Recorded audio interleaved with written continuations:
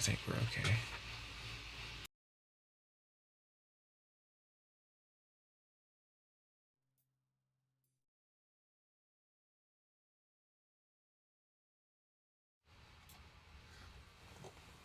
All right. All right, so back in the saddle again, once again. Yeah, let me switch this. All right, guys. So planned on talking about like stars, asteroids, meteors, and a very interesting topic. I'm gonna let you take that one. So, an interesting topic is here. I actually found this topic out from my Uber driver yesterday. Not yesterday, a couple days ago. His name is Richard. I don't know if I could mention this on live, but he was actually a member of our United States Air Force, and he was telling me about some of his most memorable experiences from the military. And one of the things was the Darvaza gas crater, which we'll get into the topic later. But I found it very interesting, and we wanted to share this information with you guys and let us know what you guys think of it. Oh yeah, it definitely intrigued me. I mean, I've heard of it, but I've actually never actually went in and researched it. So that'd be pretty cool to do live, just to get some information on it. Absolutely. See what's going on. If you guys are in here, let me know. So that way I can see what's going on. I guess we can give everybody a couple minutes to get in here. Yeah. But we do have a lot of storms popping up, up around the area. Especially, I mean, they're actually coming into our area too. So we'll see what goes on later tonight.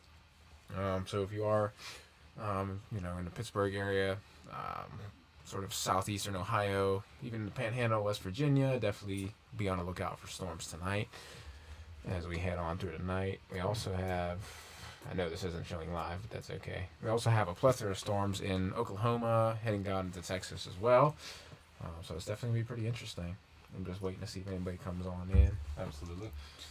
If you guys can hear us, press 1 yes, press 2 for no, press 3 if you like cookies, press 4 for no if you like asparagus. I don't know why asparagus, but asparagus, cookies, man, we got all kind of crazy stuff happening over here. We got a whole buffet of information to give to you guys today here at World Weather Authority. Yes, we do. Asparagus, I don't know. I'm not a big fan of asparagus. Maybe 4. We got some asparagus people out there. Asparagus. I mean, I hate to say this, but I'm not a big fan of asparagus. But maybe I haven't eaten it right. Maybe it wasn't cooked right for me. So that might be. Maybe that's the issue. All right, let's see what we got. Let me transition this, guys. Transition. There we go. Oh Jesus. So we can move some of this stuff. It's easier for you to. Oh no, that's cool. This will work out. Man. So first off, we're gonna go close to home here. This is just to the west of Canada, Ohio. We got ourselves a nasty looking line of thunderstorms here, just to the east of Worcester, Ohio. There. Oh so yeah. Definitely a lot of clouded ground lightning here. This is crossing into 30 and 62 there. Looks like it wants to try to bow out a little bit, but trying to get its act together. Yeah, it definitely looks like it's bowing out for sure. Also, guys, if you can let us know how we sound in the chat, that would definitely be appreciated. I just want to see what's going on, see if our sound is okay, because we're trying a new little setup. It's kind of like what we used to do. Yeah, our own little jerry rig system. It is. But it's working out so far. If, as long as everybody can hear us okay, then we know it works pretty decent. But you see, look at the deep color convection here. That's bad. That's a bad storm. If you guys are in Strasbourg, New Philadelphia, down through Goshen, even through Berlin there, if you're going up 77, up through Canton, it's definitely going to be an interesting night for you guys. I definitely would love to be in the path of this thing. Sounds fantastic. Okay, cool. Good. Looks like we got some inflow notches there feeding in there, so this is definitely feeding the storm quite well. So it definitely is. This is a very, very strong storm. Let's just get some information on that really quickly. Ooh, inch and 3/4 hail. Ooh, that's definitely big hail. So this is definitely a potential mesocyclone here in this area. Nice and crisp like some potato chips. All right. Depends on what potato chips we're talking about. All that in a bag of chips. So this is actually moving southeast at 36 miles actually per look like hour. it's strengthened within the last. It does. Got some of those deeper blue core there, which definitely could signify a hail core, definitely. Oh yeah, definitely. Let me. Oops. Uh-oh. I'm going nuts here. All right. All right. Let me see this. So it's moving 30 some miles per hour, but I want to get some more towns. Absolutely. 34. All right. So some of the impacts times include Fredericksburg. This will be in your area in about 3 minutes. So definitely, if you guys are outside right now, take indoors, try to be safe. Maysville, you got 8 minutes. Winesburg, 19. Wilmot, about 23. Walnut Creek, 24. Dundee, 28. And eventually, this is actually a decent populated area. You got about It is, yeah. over 250,000 people, and this will eventually, if this stays strength, this will actually be part of the Willing area that down there too. So definitely a populated area there if it keeps its strength. Some towns also include New Philadelphia. This will also hit you there too. Man, this is going far out. Absolutely. And if they stay strength, this will eventually hit the Pennsylvania area around Waynesburg, Greene County there. It's definitely gonna be strong. Hello, Marlene. How are you? Definitely thank you for comment there. We definitely love being back. This is absolutely fantastic. We definitely missed this. Absolutely, yeah. It's definitely good to be back in saddle again. Give you guys the most up-to-date information as well. I'm definitely trying to branch out and try to do different things for this channel. Definitely. Yeah, we definitely want to branch out. So if you guys have any topics that you guys would like to talk about, definitely send us an email, put it in the chat. We'll definitely go back or leave a comment on the video afterwards. You know, for those of you watching on demand, we'll definitely love to see what your comments are. Absolutely. But yeah, that's pretty good. Nice. Yeah, that's strong. That's very strong. Mm-hmm. Kind of want to zoom in on this thing right here just to see. Oh. Maybe get some fertile integrated liquid measurements there for sure, Yeah, especially in that deep blue. Oh yeah, wow, definitely just to the south of Worcester there. Yeah, we're definitely looking at some very strong hail here. We're talking about 61.5 kilograms per meter squared. So just to convert that, guys, that is about that's about $half size to about ping pong size there. So that's definitely massive. That's definitely pretty good hail there, heading down into New Philadelphia, Goshen, Orlicksville, even Millersburg as well. Berlin getting in on the action here pretty soon. But yeah, we're definitely glad to be back for sure. Absolutely. And we definitely appreciate that we're welcome back with open arms. We know it's been a long time since we've been on here, but it's definitely great to be back for sure. I don't know if it's just me, but it's just looking nastier and nastier. It is. With each, it's looking horrible. Absolutely. So this is the National Weather Service in Cleveland. They issued a severe thunderstorm warning for southwestern Stark County in northeastern Ohio, eastern Wayne County in northeastern Ohio, as well as Holmes County in northeastern Ohio. These will be until 11 p.m. Eastern Standard Time, and at 9:52 p.m. Eastern Standard Time, a severe thunderstorm was located along a line of extended from near Orville to 6 miles northwest of Mount Eaton to near Shreve, I believe that's pronounced, moving east at 25 miles per hour. These are slow-moving storms, so it can definitely boost heavy rainfall, so definitely could lead to potential flash flooding and flooding on the road for sure. Oh yeah, that's not going to be good. These, like you said, slow-moving storms, and especially just what they look like on radar coming through. It's definitely not going to be good in terms of flash flooding. So if you guys encounter flash flooding, make sure you turn around, don't drown. Your life is more important than where you're going, always. Absolutely.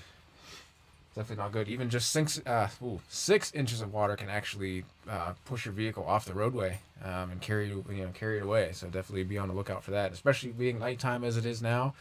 The only sort of light you're going to get is maybe from the street lights, and unfortunately if this storm comes through with these 60 mile per hour winds, it might start to knock out some of those street lights or all of them, and then the only illumination you have maybe from lightning. So it's going to be and your headlights. So it's not going to be good. So definitely be careful out there. Marlene said there was a lot of hail there in Arkansas. Yeah, we saw there were definitely some major storms in that area today. I believe it was yesterday and also today. They're also in the moderate risk of severe weather, so definitely a huge. Yeah, it's definitely very, very active start to this. Well, I shouldn't say start, but even that then too. Like the storms we had at the beginning of the year. Even mid-season right now, it's definitely it's getting there. Absolutely.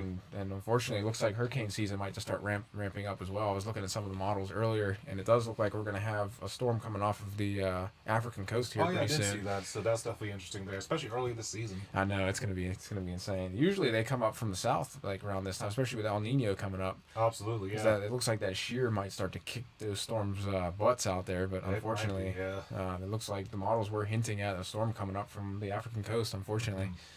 Maybe that'll turn off and veer, not hit any land at all. But maybe but unfortunately, we'll have to wait and see there once we get all the model data. We'll get back to you on that for sure. Exactly.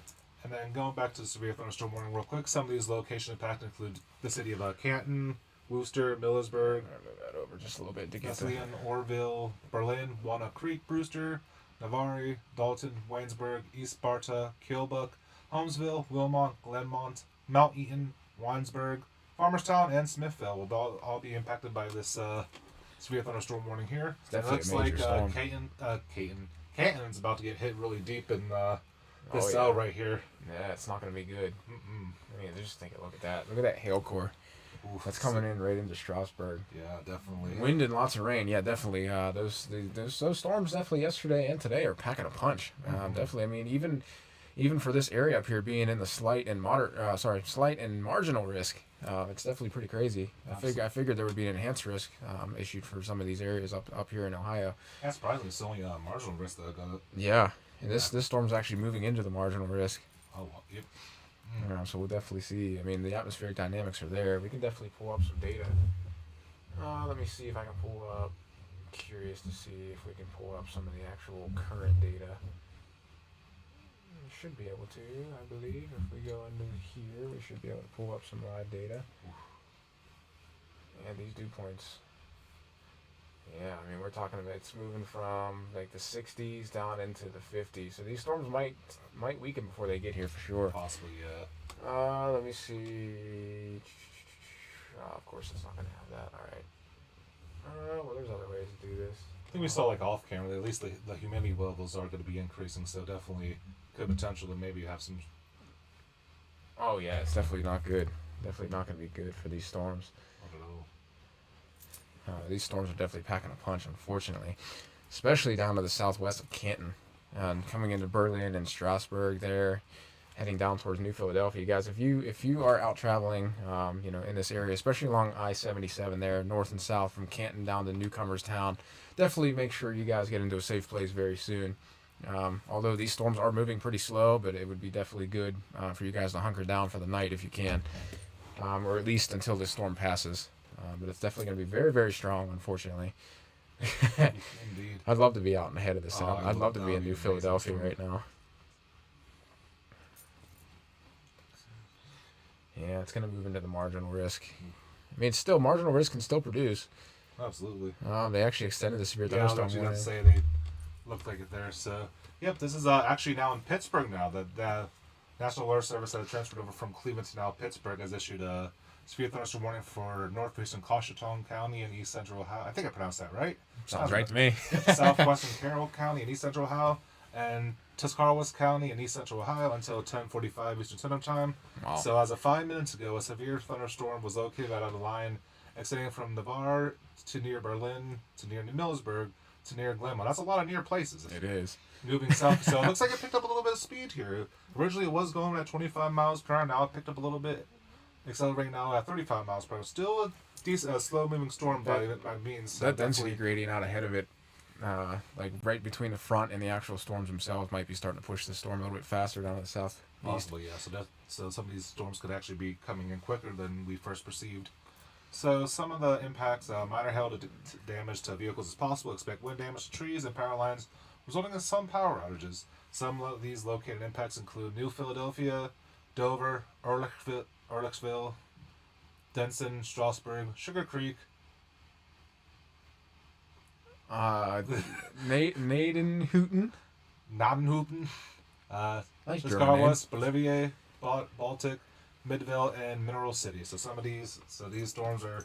So they're moving at 35. Yep. All right, I'm curious. I gotta get a track on this main cell here. I'm just curious. So I'll just follow that line. 35. There we go. Ooh, it's almost 365,000 people in the path of this storm. I mean, it's definitely moving into more populated areas for sure. Absolutely. And it's actually heading down into Washington County and eventually down into Greene County as well. Could depending on if it takes that front thing, might affect Cal U there as well. Yeah, that'd be crazy. Absolutely. So anybody in the Cal U area, be on the lookout for the storm right here.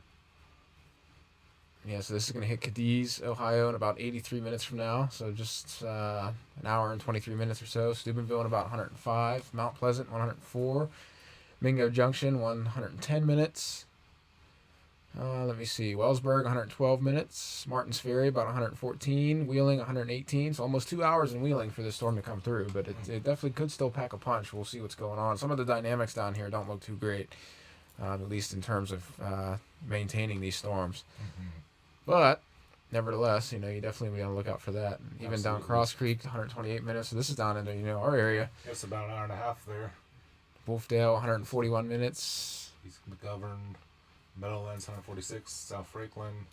So about roughly 2 hours it'll hit the Washington area. About roughly there, South Shebane. about 2.5 hours, 84. So the town of Washington itself will be here in about roughly 2.5, 3 hours. So definitely. It's definitely going to be very strong when it comes through. Absolutely, especially if he keeps up with his Kochberg, so my brother definitely be under the gun there in about 165 minutes. Waynesburg, Ellsworth, Bentleyville. Morgan, Wayne. I'm looking for Cal U if Cal U shows up. Centerville and Charleroi are pretty close there. So yeah, I mean it's definitely long. Yeah, definitely prayers for all. Definitely, we definitely pray for everybody in the path of these storms, and not just here actually in our area, but we also have some storms going on over into Oklahoma as well. Oklahoma and Florida definitely under the gun here tonight as well. We can definitely take a look at some of those storms to see what's going on. Let's actually switch to the actual national radar here. Absolutely. Let's see, like the only problem is with national radar. Look how weak it makes the storms look. Ooh, yeah. So we'll go into some of these storms. Oh, we have some storms down by Columbus too. Yeah. Should probably look at those just to give some idea of what's going on Looks there. like we still have a couple tornado warnings out there as well. We might cover here in a moment. These storms are relatively weak. They just had special weather statements on them. So this is still a special weather statement. So this is at 9:48. A strong thunderstorm was located near Springfield, moving east at 30 miles per hour. So some of the high averages wind gusts up to 40 miles an hour. Pea-sized hail and frequent cloud gale lightning. And this is radar indicated. And gusty winds can knock down tree limbs and blow around unsecured objects. Hail may cause minor damage to outdoor objects. Lightning can cause serious injuries or death. So if you guys are taking pictures of that, so definitely do so. Oh yeah. Or extreme caution. If you guys are definitely out there, if you guys could do so safely, we definitely like to see your pictures out there if you guys can. Yeah, if you guys take any pictures of any of these storms, definitely, obviously do so safely, and then if you feel free to send it to us, via email. It's worldweatherauthority@gmail.com. Weather spelled out there. So I'll actually put that in the chat for you guys. Let's see here. Oh yeah. I always forget that this is. I need to get more than one touchscreen monitor in here. Okay. There we go. Alright, that's our email there, guys. So worldweatherauthority@gmail.com. So it's all spelled out there. So if you guys get any pictures and if you would like them for us to share them, either on Facebook, Twitter, or we can actually put them on here and we can do sort of an analysis of them if you want. That'd be pretty cool. We also have another one here, another special weather statement. This is rapidly developing thunderstorms located over Bexley, moving southeast at 25. So wind gusts up to 50 miles per hour, nickel-size hail. So I wouldn't be surprised if that actually goes severe warned pretty soon. Nickel-size, quarter-size hail is the threshold, and 58 mile per hour winds is the threshold for severe thunderstorms. So same thing, gusty winds can knock down tree limbs and blow around unsecured objects. You might have to dodge some trash cans out there, so definitely watch out for that. Hail may cause minor damage to outdoor objects. This includes Columbus, Reynoldsburg, Pickerington, Bexley, Canal, Winchester, Groveport, Whitehall, Obetz, Lithopolis, I don't know if I'm pronouncing that right. Carroll, Bryce, Blacklick, Estates, and State Route 158 and State Route 204, guys. So definitely be on the lookout for that. But they're definitely pretty strong. They're definitely strong for sure. And these storms are still going strong. It's nice that we can actually use. Let me use. Actually, they have weakened a little bit. No. Okay. Yeah, it's crossing over 62 there. Beach City definitely under the gun right now. Oh yeah. That's not good. I couldn't have even imagined what, it's probably very intense. Oh, I believe it. Beach City, Strasburg, down through Dover and New Philadelphia here in a couple minutes, guys. It's definitely going to be very intense. Nice interface here. I wouldn't be surprised if this actually goes tornado warning. Let me see. Let me check some velocity measurements here. Well, the mesocyclone's up to the north, but the only problem is I'm not seeing much in terms of rotation, but we do see a lot of winds out there. For sure. I mean, we're talking about out ahead of this, we're talking about 50, 55, 56 mile per hour winds out ahead of this. So just the inflow of this storm is actually very good. Yeah, look at that inflow. You see that big inflow? Oh, man. Right there. That's right over by Trail, Winesburg, Dundee, and Walnut Creek, and Bars Mills, actually. Just right in there, guys. Wow. A little like... Yeah, it's got a cyclonic curvature. It looks like it's starting to form sort of like that Huckeko shape right there. Yeah, definitely. Just right out of Beach City. Yeah, so if you guys are Beach City and down through Dundee, be on the lookout for this storm. This is very intense. Can we have a quick zoom in right there to see the more town, like closer town? Yeah. So this is crossing into 250 right there. Just crossing into Wilmot right now. Beach City definitely on the, looks like gonna take a direct hit from this right here. Smoketown crossing into 97 there to 212. Dundee is definitely getting hit. So we're looking at Trail Bottom Road. We're also looking at State Route 93 there. So it's definitely in Dundee, Wilmot Road. This is definitely where a lot of this action's coming in. This is going to head down off to the southeast. So if you're traveling on Cherry Run Road all the way down through 516, State Route 516 there, down through Winfield, definitely be on the lookout for this. This can definitely produce a lot of hail, guys. This is definitely nothing to play with. Look at that. Oh my God. Absolutely. It almost looks like, I don't know, it's very interesting. It almost, it has that tail shape to it, and then it also has that hook on it. So he was trying to create like an inflow notch like right in It definitely is. too. So Yeah, it's starting to create an within inflow. the actual cell. Man, that's insane. See how much rain is dumping into that like per hour. Actually, just take a quick look at. Oh, that was cell first to echo tops real quick. Oh my. Sweet. Oh my God. Wow. Yeah, that's not good, guys. It is not at all. That is intense. So this is just a 3D model of this cell here. Just absolutely puts it in a different perspective. It does. It really shows the power of this actual system. Sorry, it is lagging a little bit, guys. I do apologize for that. I have so much stuff connecting into one computer, unfortunately. But yeah, that's intense. That is not good. Oof. That is not good. Jeez.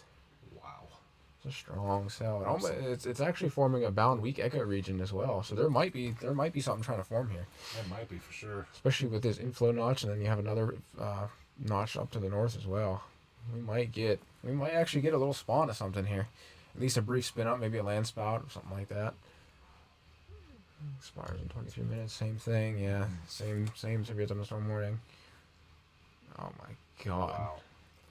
Definitely a huge storm for sure. The hail core is expanding also. Yeah, it looks like it. And it looks like the shelf cloud is somewhat collapsing a little bit down to the southwest, but then it looks like it's building up to the northeast. And it's like energy transfer of itself. It does. It definitely looks like it's going through some kind of transfer here. Not good.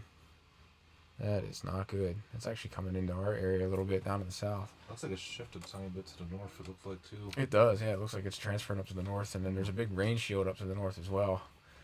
So that's not good up through Reliance and Salem and Middleton. Even up through Elwood City, the rain's actually going to start falling here. Even Beaver Falls.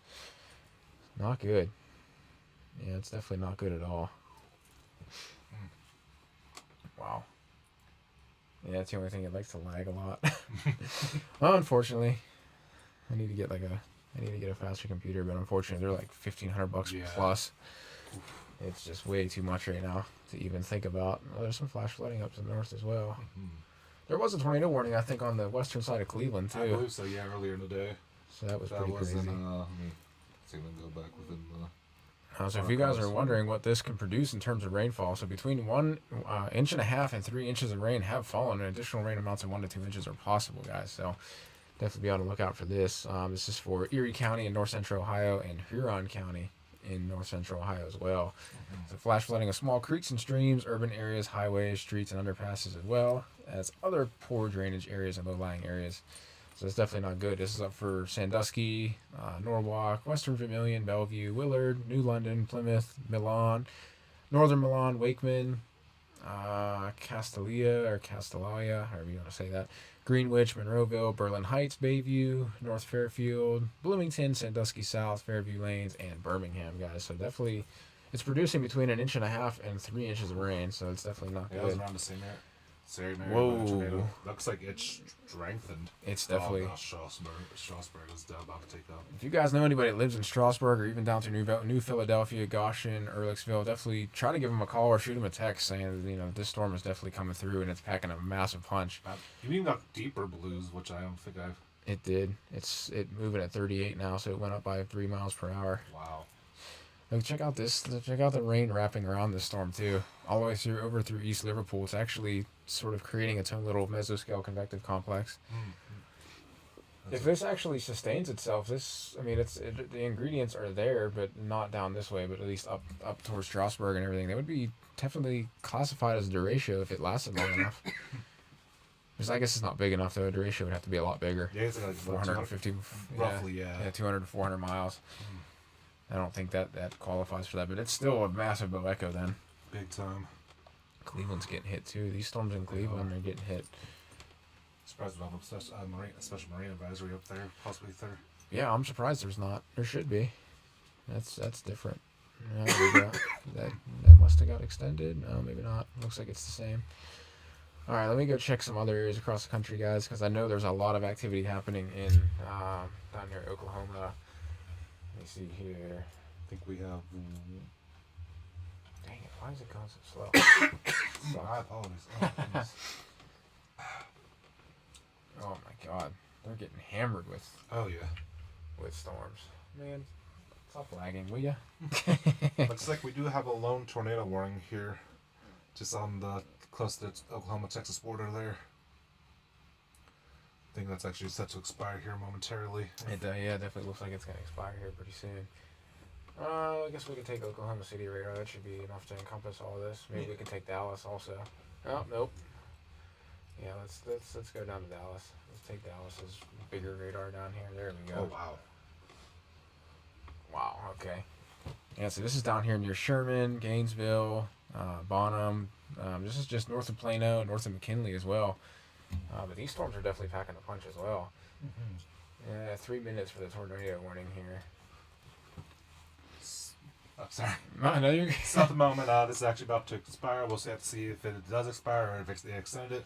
So at the moment, a tornado warning remains in effect until 9:30 Central Standard Time, which is about 3 minutes for southern Grayson County at 9:09 p.m. Central Standard Time. Central Time. Severe thunderstorms capable of producing tornadoes were located along a line extending from Dorchester to near Howe, moving east at 40 miles per hour. They're actually slow movers So today. some of the hazards are tornado and half-dollar size hail, and this is radar indicated.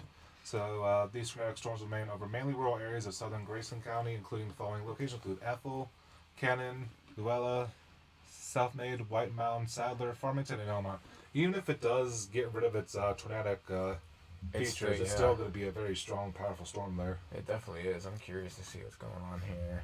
Oh yeah, there's a strong. It's very broad, but there might actually be one up here, up towards Hilton and Tom Bean, in between those two. But this is a major wind event down here. This is definitely knocking out power, guys. We're talking about 62, 64 mile per hour winds down here. Not good. We're gonna have to watch this interface also down here by Anna as well. That's not looking good. Not at all.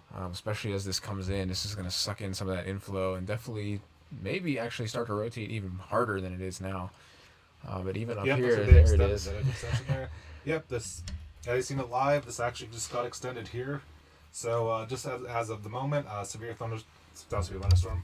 Well, probably a severe thunderstorm is in it. But, exactly. So this is actually a tornado warning that just got extended for northern Collin counties in north central Texas, southeastern Grayson County in north central Texas, and southwestern Fannin County in north central Texas. This will expire at 10:15 Central Time. And at 9:28 p.m., a severe thunderstorm capable of producing a tornado was located near Van Alstyne? Yeah, I think so. Or 12 miles south of Sherman, moving north southeast. So actually slowed down a bit now. It did. So it was from 40 now 25 miles per hour. So hazard tornado and half-dollar size hail still, and this is currently radar indicated. So some of the impacts, flying debris would be dangerous for those caught without shelter. Mobile homes will be damaged or destroyed. Damage to roofs, windows, and vehicles will occur. Tree damage is likely. That's not good. Yep. Some of these locations from this storm include Westminster, Cannon, Autauga, Weston, Frognut, Blue Ridge, Farmington, Almont, Nobility, and Pilot Grove will be impacted in some of this storm.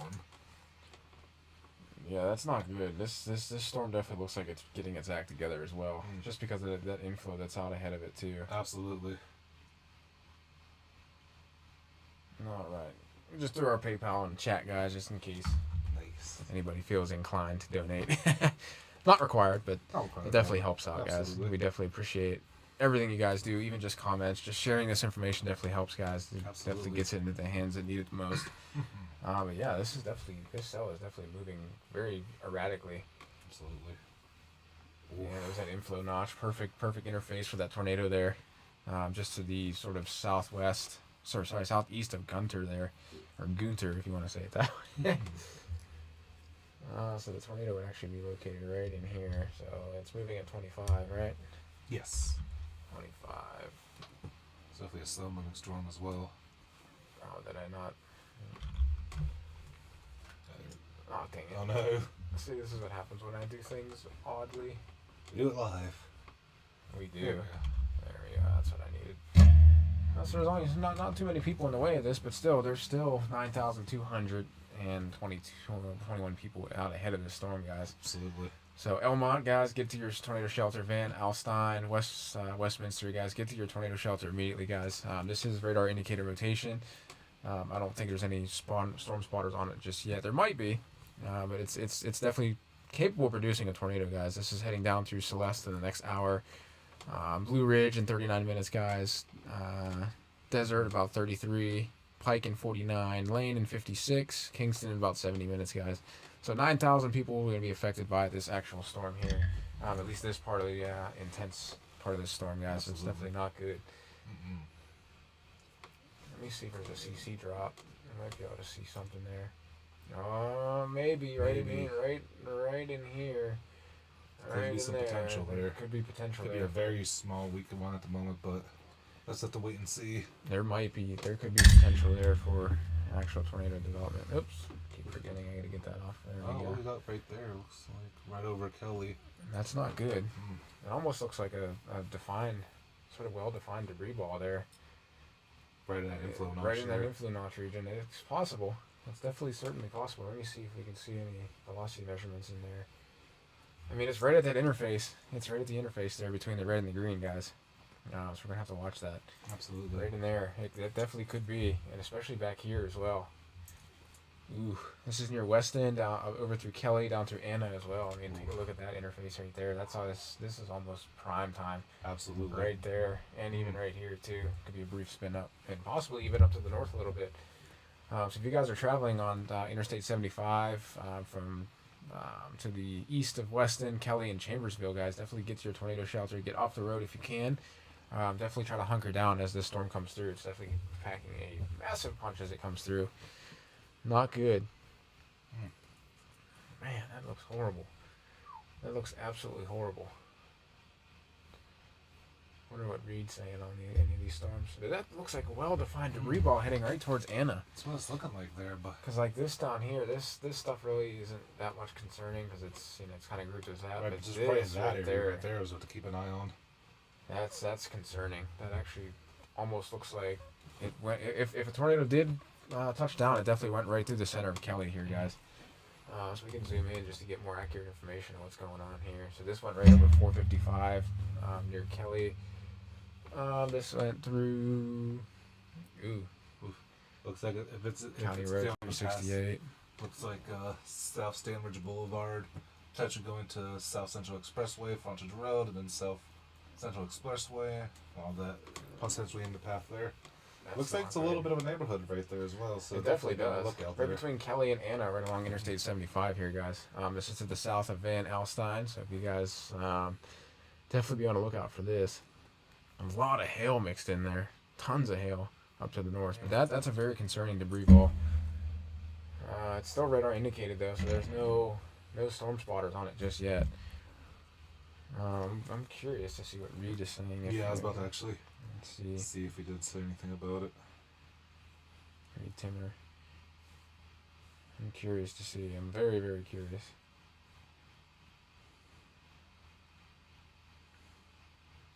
Nothing at the moment. His picture cracks me up. Good lord. That's what I actually look like storm chasing. Yes. That's what all of us look like. We That's what do. all of our storm chasers look like. Guys, if you can hit that like button, that would definitely appreciate that. That would definitely help the channel. I'll definitely leave some more comments, guys. Comments definitely help out. It does for sure. That's massive. I gotta get a next radar scan just to see what's happening here. I'm gonna correlate this with base velocity too. See if we can do that. As long as it doesn't lag like crazy. Right. It's weak rotation, but it definitely could be something there. It definitely could be there. That's storm relative velocity. Let's see. Oh, the lag. The lag sucks. Worse than me. It is. That's okay, guys. Thank you for joining us. We definitely appreciate it. Absolutely. Even through all the lagginess of this, for some reason, I'm not sure why it wants to lag out. Not good. Imagine if humans lagged, walking around and driving. I see it all the time. Me too. Yeah, actually, you know what? We would have to imagine that. It actually happens. It's real life. Oh, man. There was all kind of laggy people out there today, guys. It was crazy. Mm-hmm. There we go. Let me get base velocity going here. So I want to correlate that debris ball, if that is a debris ball here down the south of Kelly. It's like, is here a lag or nothing's up? There we go. It's actually a pretty good correlation, actually, right here with the red and green. Oof. So unfortunately, it might just be a. I need to get winds. I need to get wind speeds on this. It might just be a land spout. If it's there. It's 31 to negative 31, 49. 49 on top of about 38. So add those together. 49 and 38, right? Yeah. It's about 87. Roughly, yeah. It's a good spin up if it is. Mm-hmm. Still got a strong influence notch there. We got an 8er forming out there, guys. We got an 8er. Good old naters, right? We got good old naters forming out there. Wow. It's right on the interface, right on the southern side of the storm. Wow. I don't like that. Not at all. I do not like that. Oh god. Major winds. Let me see here. I need to see this correlation coefficient again. I don't know. It It looks like it's mixing in a little bit with the clutter down there. A little bit there. It looks like it's not as well defined as it was earlier. Yeah. If there was a tornado, it definitely looked like it hit Kelly there. It was heading down towards 75 here. It looks like it is going to go to the south of Anna here. But it definitely looked like it was on the ground for a brief time. The velocity measurements here definitely look like it could still definitely briefly pop up, but it looks more of a well-defined meso right now. Mm-hmm. So if a tornado was on the ground, it looks like it has lifted, guys. So that's definitely good news. Absolutely. I believe this is still radar indicated. Yep. Severe thunderstorm warning still of 70 miles per hour and $half size hail. Good Lord. So Sherman, Bonham, Dennison, Anna, Salina, Melissa, Van Alstyne, Howe, Leonard, White, that's a hard one to say.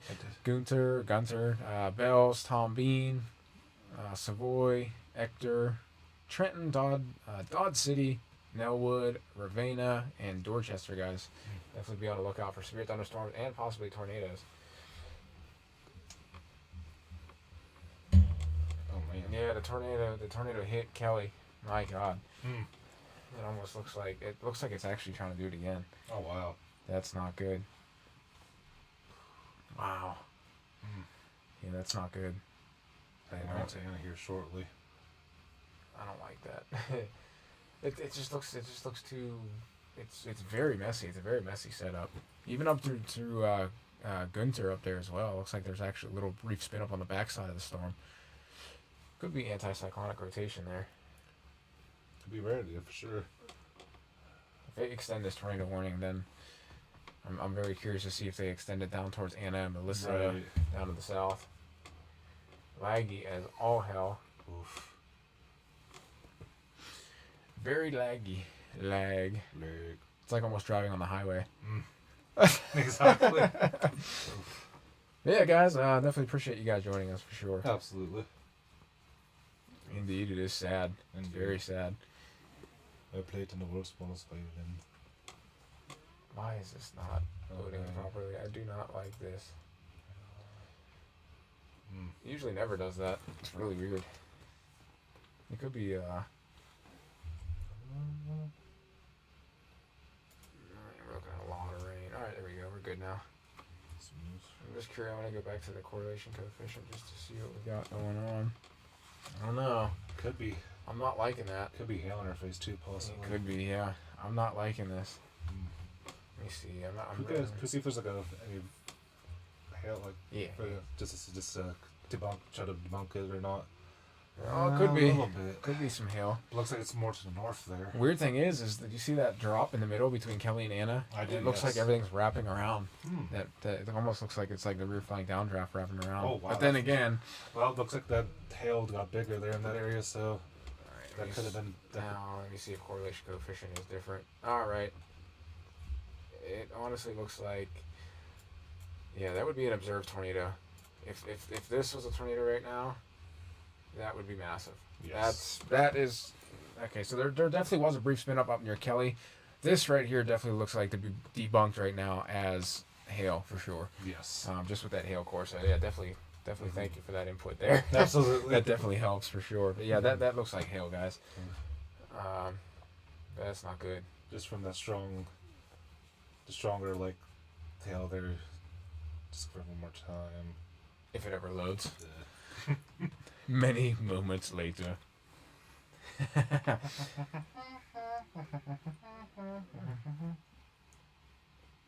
Oh yeah, that's bad. Bad hail. Absolutely. I'm just curious if it's over 80 around 70 to 80. That's like golf ball. Come on, go down a little bit. 75. So yeah, well. Stop lagging, you bastard. Is that a flash? Is that a flood flash warning? It is, yeah. Yeah, flash flood. That's a triple prong freaking hail core. That's not good. Not good at all. But yeah, that's definitely. So we're talking about like golf ball to baseball, possibly in that range, but most likely golf ball size hail right now. So that's not good. God, Wow, that's bad. yes. Oh my God, that hail core even up towards Sherman. Just to the southeast of Sherman's not looking good. Definitely a large amount of inflow notches in that area too. There's all kind of storms going on. Oof. That's in Oklahoma there. Just Let's go take Oklahoma City's radar just to see. Ooh, yeah. Wow. Man, I need a faster computer because the thing is, I want to pull up the live cam from Oklahoma City. Like, I want to start pulling up live cams from, Right, from cool. Earth Cam Absolutely. and actually start showing some. I might be able to.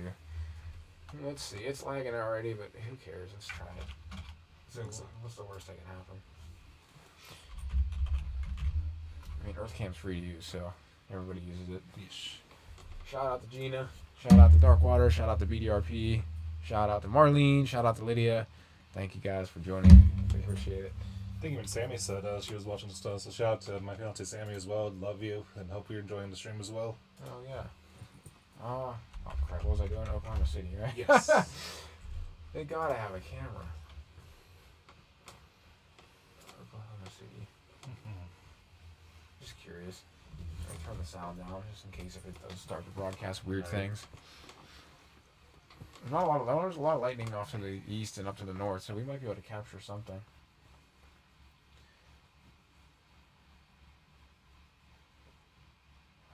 Let's see here. We might be able to get something here. Maybe. If I turn off Radar Omega for a minute. Alright. Let's see here. I'm curious. Oklahoma City. Come on. Pull it up there. You can do it. I believe in you. It's not going to do it, is it? Unless it's just that dark out, but I doubt that. There's got to be illumination somewhere. The whole city is not blacked out. I hope not. That would be very There would be a lot of people without power for sure. With I'm so glad I freaking blocked that out. gosh, yeah. Oof. Oh, you're very welcome, Marlene. Yeah, you're definitely very welcome. Thank you for joining as well. Absolutely. We do have a couple topics to talk about later as well. There's Sammy. Hey. Hello. All right, 7 more seconds on this avocado commercial, guys. I'm Looks sorry. like they extended that severe thunderstorm warning in Ohio there. Okay. We'll definitely take a look at that. Oh, yeah. There we are.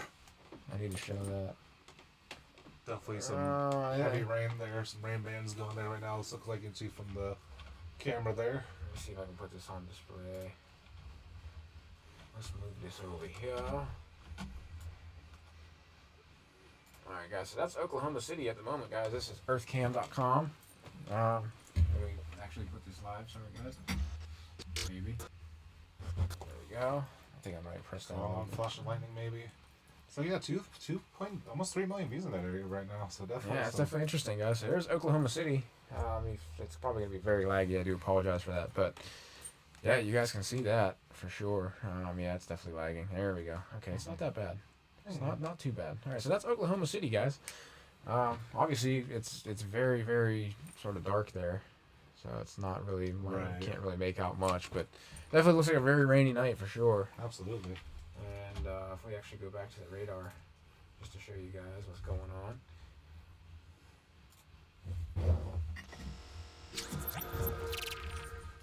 There we go.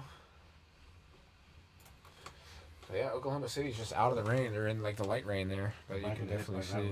Yeah, they're definitely gonna get hit by that. Absolutely. You said they extended that split thunderstorm? Yeah, in Ohio there. I'm interested. I am too. See if it kept so much strength or if it weakened or not. Oh yeah, here it comes. Yeah. It's getting ready to cross the border into West Virginia. Oh my. Wow. Oh, that's a textbook bow echo. Oh my God. It's still holding on to its structure there. It definitely is. Orkville right there. See a bunch of inflow notches still though. So definitely still this storm is still feeding still eating good. It definitely is. So yeah, you see like 1, 2, 3, 4 inflow notches there. Oh, that's not good. Mm-hmm.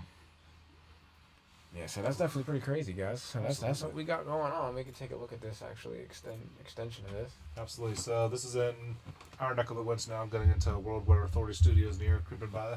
So National Weather Service in Pittsburgh has issued a severe thunderstorm warning for Harrison County, East Central Ohio, Northwestern Jefferson County, East Central Ohio, East Central Coshocton County, and East Central Ohio, Carroll County, East Central Ohio, and Tuscarawas County, East Central Ohio. This is until 11:15 Eastern Standard Time. That's late. So at 10:41, severe thunderstorms were located along the line extending from 6 miles south of Waynesburg near Denise to 8 miles southwest of Ehrlichville to near Newcomerstown, moving east. So they have rapidly. So they definitely are speeding up now at 50 miles per hour. That density gradient's catching up, pushing so these storms hazard is south. 60 miles an hour, 60-mile gust, and half-dollar size hail.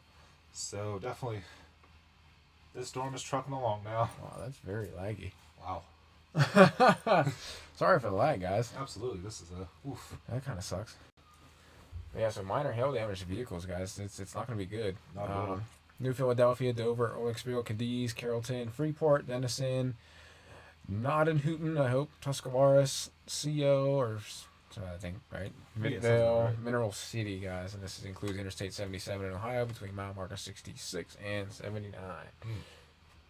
Sorry for the laggy stream, guys. It's still showing. Did I not transfer it over? No, I did. Oh no. I'm stupid. Oof. Sorry, guys. It's not lagging. It's just my own fault. Oh no. Stupid. Even the backside's starting to get some strength back there. It is. It has special weather statements on it. That's pretty crazy. Yeah, it's not good. Looks like we might get hit by a little bit of that rain shield coming up from the weird in there. Look at this right here. Look at the shelf cloud on the front. Mm-hmm. Look at this interface at the bottom with this this inflow notch. Out there. It is. That is looking quite ominous. It's too far out to get a precise velocity measurement, unfortunately. The radar's going too high in the sky for that. Yeah, there's definitely hail for sure. Let's get a hail core measurement. Just curious here. Yeah, it's too far. Oh God, that's close to golf balls. Possibly, yeah. Wow, it's getting there for sure. Ping pong size, between ping pong and golf ball. Oof, it's not good. See, if we had golf ball size hail out here or baseball size, I'd be outside with a baseball bat. Yes, just to have fun. So now we'll get a golf club instead.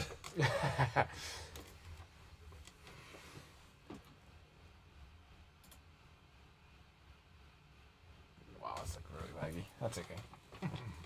Thank you guys. Definitely thank you guys for joining. Appreciate that. Absolutely. I guess we should go back to... Oh, wow. Ehrlichville's about to get... God, that's horrible. With that hail. I wonder if they're going to extend this. I would not be surprised. Possibly in Steubenville, Wellsburg, St. Clairsville, Blair possibly getting into this action as well. Yeah, Jillian's going to get hit in Weirton by this storm. Oof. I know a lot of people in Weirton. Neil as well. Definitely going to get hit. So if you guys are watching, definitely please be safe out there, guys. Absolutely. If you if you don't have to travel tonight, we definitely wouldn't recommend it. You know, traveling can always wait till tomorrow, guys. This could be a life-threatening storm, actually. Especially if it keeps its act together like this. Look at Ulrichsville right now getting hit. I don't like this though. There's a notch, and then there's a notch. Yeah, it's not good. Yeah, guys, thank you for joining. Looks like the storm in Columbus actually now has a severe thunderstorm warning. The one we were looking at earlier, huh? Yes. Oh, yes, it does. Is there a better radar that we can get? I guess we can take Columbus. Well, hold on a minute. Their radar's messed up. Let me go back here. There we go. Oh, that's a little bit better. Here we go. This is gonna be better. Wilmington. There we go. Yeah, That's yeah, what there we go. Yeah, Columbus, guys. It's not good. That's just actually downtown Columbus. So this was the National Weather Service in Wilmington has issued a severe thunderstorm warning for southeastern Franklin County in central Ohio, northwestern Fairfield County in central Ohio, as well as southwestern Licking County in central Ohio until 11:15 Eastern Yes. time. At 10:46, that was about close to 5 minutes ago. A severe thunderstorm was located near over Columbus. So yeah, downtown Columbus Ooh. just got hit by the storm. It's moving east at 30 miles an hour. You know what? Columbus might have an earth cam. They might, yeah. So we could be getting live views right now. So right now, Columbus, Reynoldsburg, Grove City, Gahanna,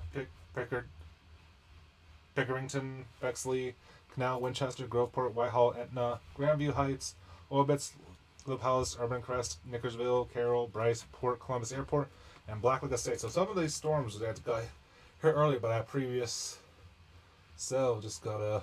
Oh, this is New York. That's New York. Why did it go to New York? I don't know. Columbus Circle. Oh wow. I definitely hit Columbus, Ohio. Interesting. You people. Oh my God! This is why we do it live, guys, because it's so much more entertaining. Yes. It's so much more fun. I mean, I love recording videos as well. The recording is a lot more formal, but this is so much more fun. Look at people running in New York, though. Wow. They're running. Wow. They just don't care. That guy ran across the street almost in front of that bus. No regards for human life. I guess I shouldn't laugh. No, probably. I I mean, feel bad. The guy ran in front of the bus. oof. That's not good. You hate to see it. Alright, let me go back to this.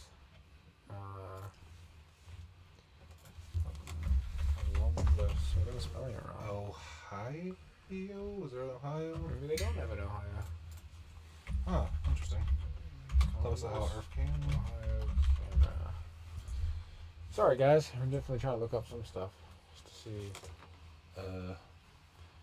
Traffic cams, maybe? But traffic cams aren't going to be very good. No. Weather blog. Oh, maybe. Weather blog, Yellow Pages, Yelp.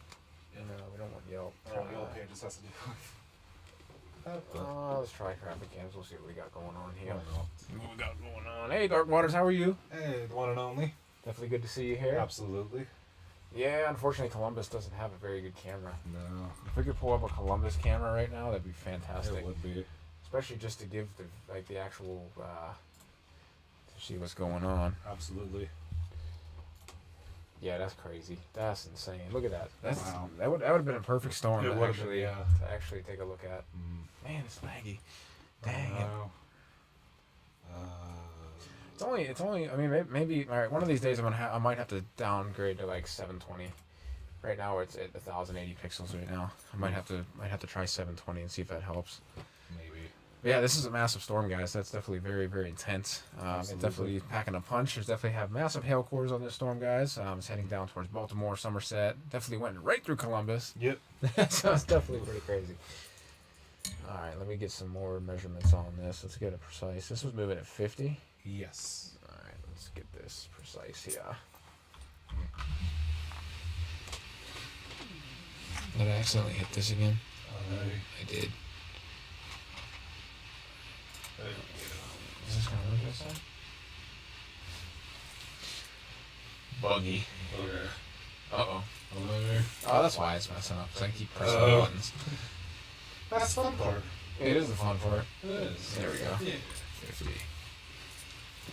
Oh my God. Almost 1.6 million people in the path of the storm, guys. It's definitely nothing to play with. Apparently, that's not hit Columbus. In 4 minutes. Yeah. Oh, I know why. Hold on, let me take it from the actual front of the storm, guys. Let me actually get a precise measurement for you. It's better to be precise than be wrong here. Let's take it to the front of the storm. Alright, 50. There we go. Significantly downgraded in population, unfortunately. 50,000, yeah. So we got 50,000 people in the path of the storm, guys. So we have Edgewater Park in about 2 minutes.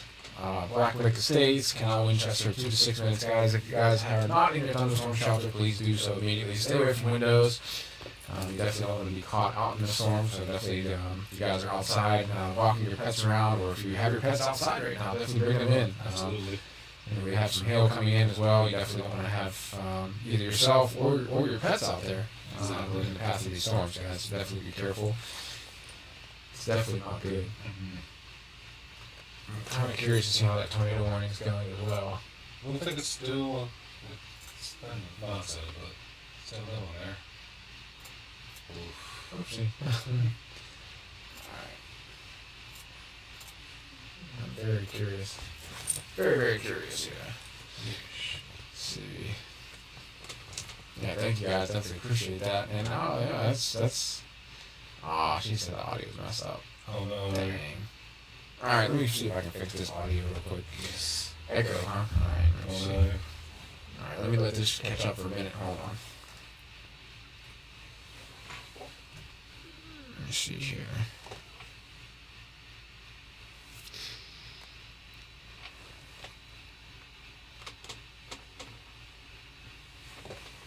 Alright. How's the audio sounding now? Does it sound okay?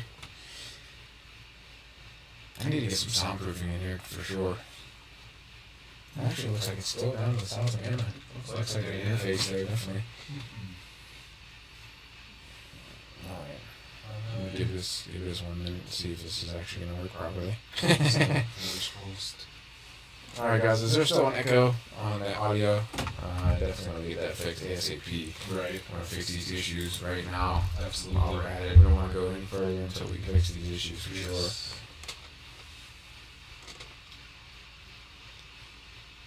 Let's see here. Oh, you know what?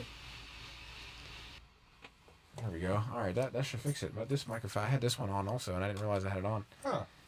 My apologies, guys. Didn't mean to do that. I had both mics on. I learned my lesson last time not to have both on, and I guess. Oh, you know what? I still have my other mic hooked up to hotkeys. Yeah, that's not good. Yeah, definitely. Man, this is not looking good. Still radar indicated. All right, guys. How's the audio sound? Is it okay? Still the same? Damn. No.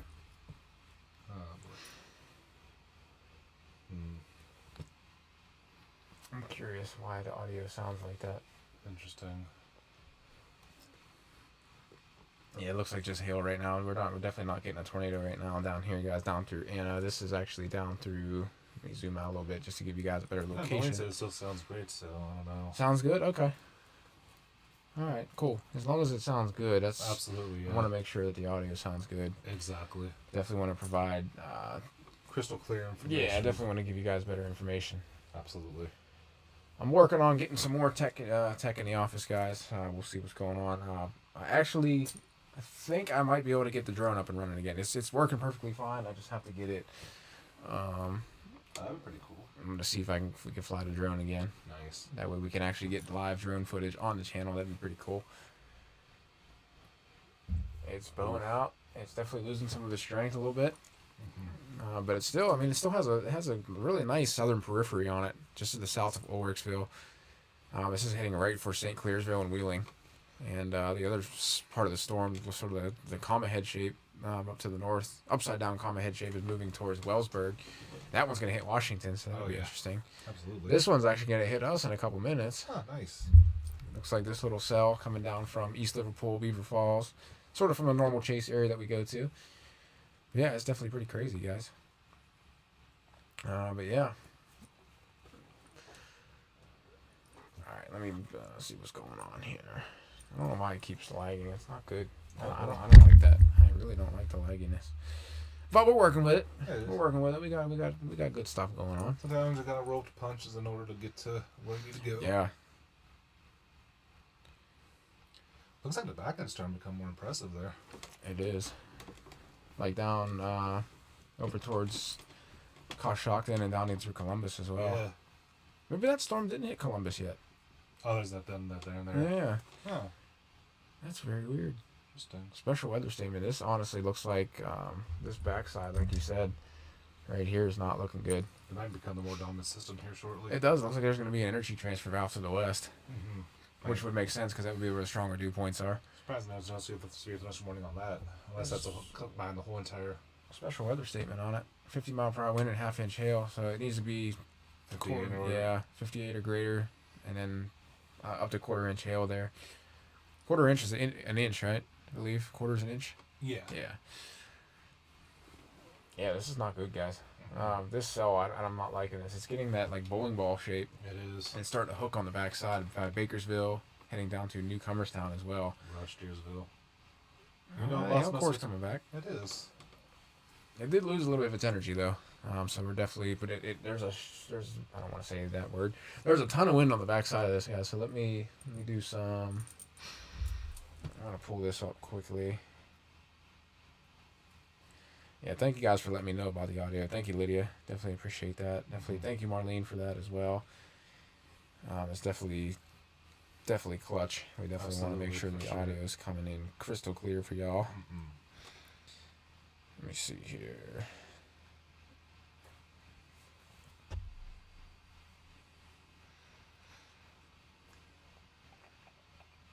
Let me see here. So yeah, definitely been an active pattern today for sure. Yeah, it's definitely pretty crazy. But this has the characteristics of a bow echo for sure. Definitely does. Well, you can see like this punching of the low level jet behind this system. You can start to get that. Exactly, there it is. Right there. Got your inflow notches right here, big one right here, and then you have more ones out there, and then looks like one might be trying to form right there, trying to feed into that storm. Yeah, it's definitely not good. It is looking interesting right here as well, that little notch. It definitely is, yeah. It's almost that one similar we saw in towards Kellyanna down there. Yeah, that's not good. I'm not liking that. I'm trying to pull up my notes. I like having references for sure. Absolutely, it's definitely good to have the proper information needed there. Yeah, that's crazy. That's insane. But this is textbook actually, guys. This is very textbook, especially for our area. Unfortunately, Pittsburgh is where thunderstorms come to die. Yep. Unfortunately, it's not good. I wish the storm could act together because we could shoot down to Washington. But yeah, for sure. If it would stay together. But yeah, guys. So you guys can see that bow echo there. So let me outline this for you, just real quick. You can see this sort of bow shape. Let me put the arrow there just to show you guys. So basically, it's a weather phenomenon that occurs within a line of thunderstorms characterized by a distinctive arc or bow shape radar reflectivity pattern, guys. You can see that perfectly indicated on screen there. It's one of the most significant features associated with severe thunderstorms and can indicate the presence of damaging winds, large hail, and even tornadoes. Bow echoes typically form in environments with strong vertical wind shear, which refers to a change in wind speed and or direction with height. So the higher you go up in the atmosphere, the wind direction and or the wind speed is changing. This wind shear causes thunderstorm cells within the line to tilt, resulting in a forward tilted updraft and a rear tilted downdraft. So that's exactly why we get that echo there, sort of echo shape. And as a result, the downdraft can surge forward and create a bow-shaped configuration and radar reflectivity. So just to give you guys that little bit of information there.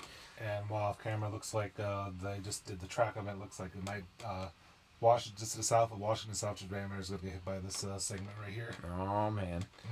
So that's definitely pretty crazy. Absolutely. So if you guys live in Washington, possibly even Canonsburg, guys, if you guys are listening from the right around the World Weather Authority studios, we know we have a lot of family and friends around this area. Absolutely. Definitely be on the lookout for this storm, guys. They definitely pack a punch as it comes through.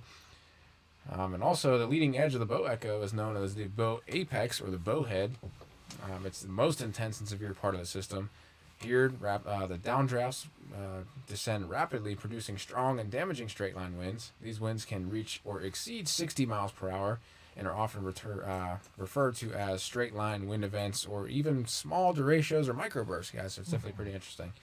So the severity of the wind speeds depend on the strength of the thunderstorms and the degree of the wind shear in the environment. Unfortunately, these storms are actually moving into a area of less wind shear, which is not going to be favorable for thunderstorms.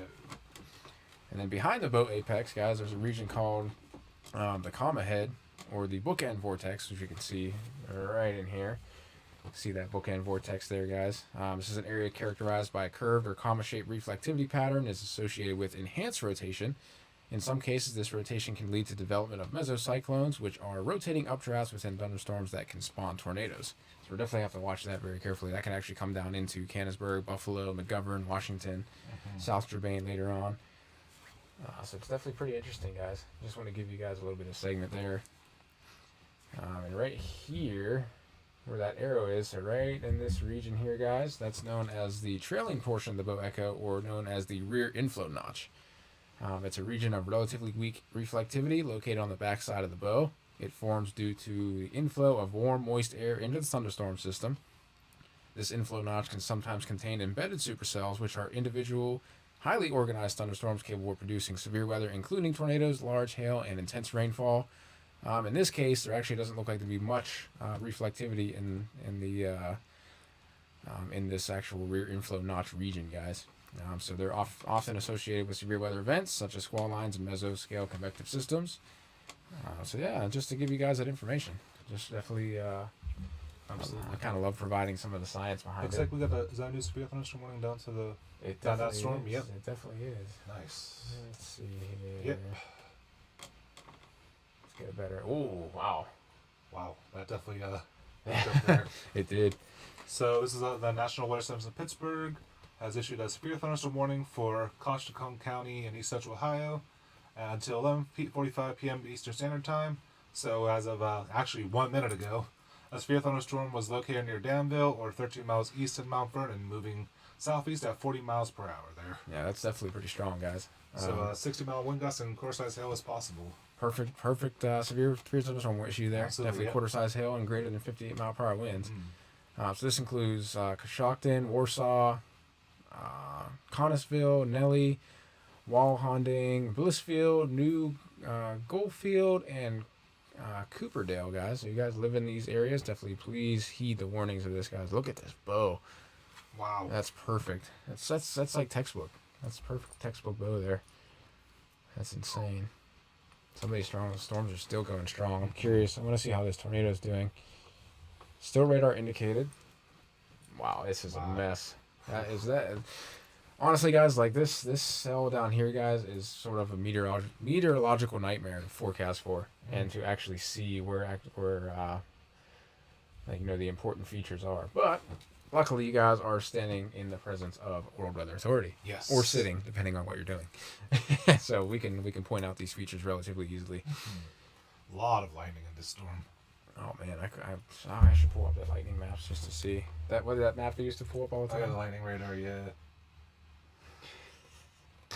Joe just posted a new video. Yeah, guys, I'm gonna plug a channel in here real quick, guys.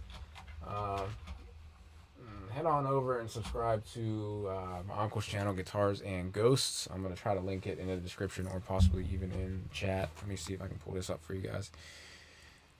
He's talking about the aliens. He was talking about the aliens in Las Vegas. So if you guys are interested in that, definitely take a look at that.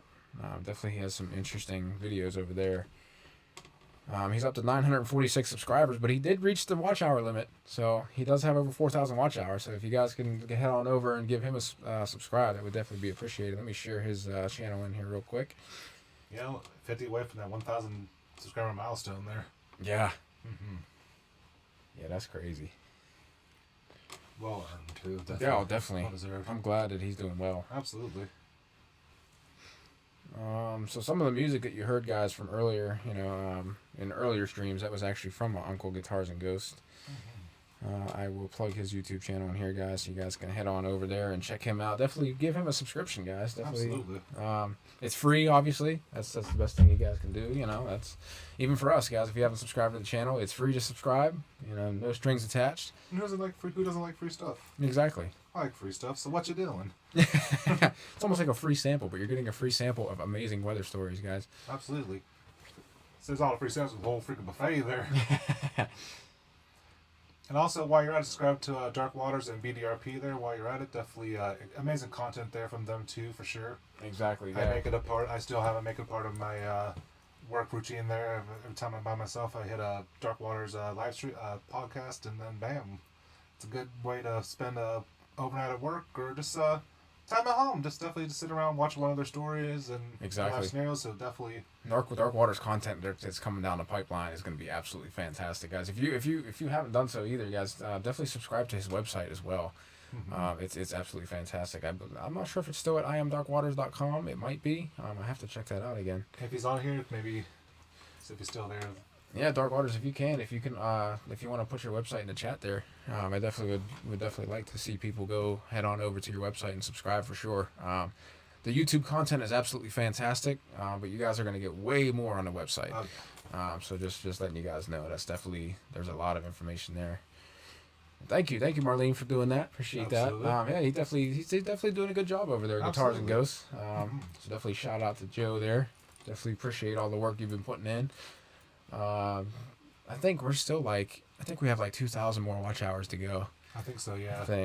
So we have like. So we're getting close to it there. Yeah, we're getting close to it. We'll get it. We'll get it eventually. No doubt about it in my mind. Do you want to talk about the gas crater? You want to go into that or? Yeah, we can. Okay. I'll camera. I'll see you. I'll keep an eye on the watches in the mornings off camera there. Okay. I'm gonna close that down. Nice. Don't worry, guys. We're not going away. We just closed that window down for a minute here, so we pull up some more stuff. Oh, right. Yeah, it's up to you if you want to go in. I'm ready for it.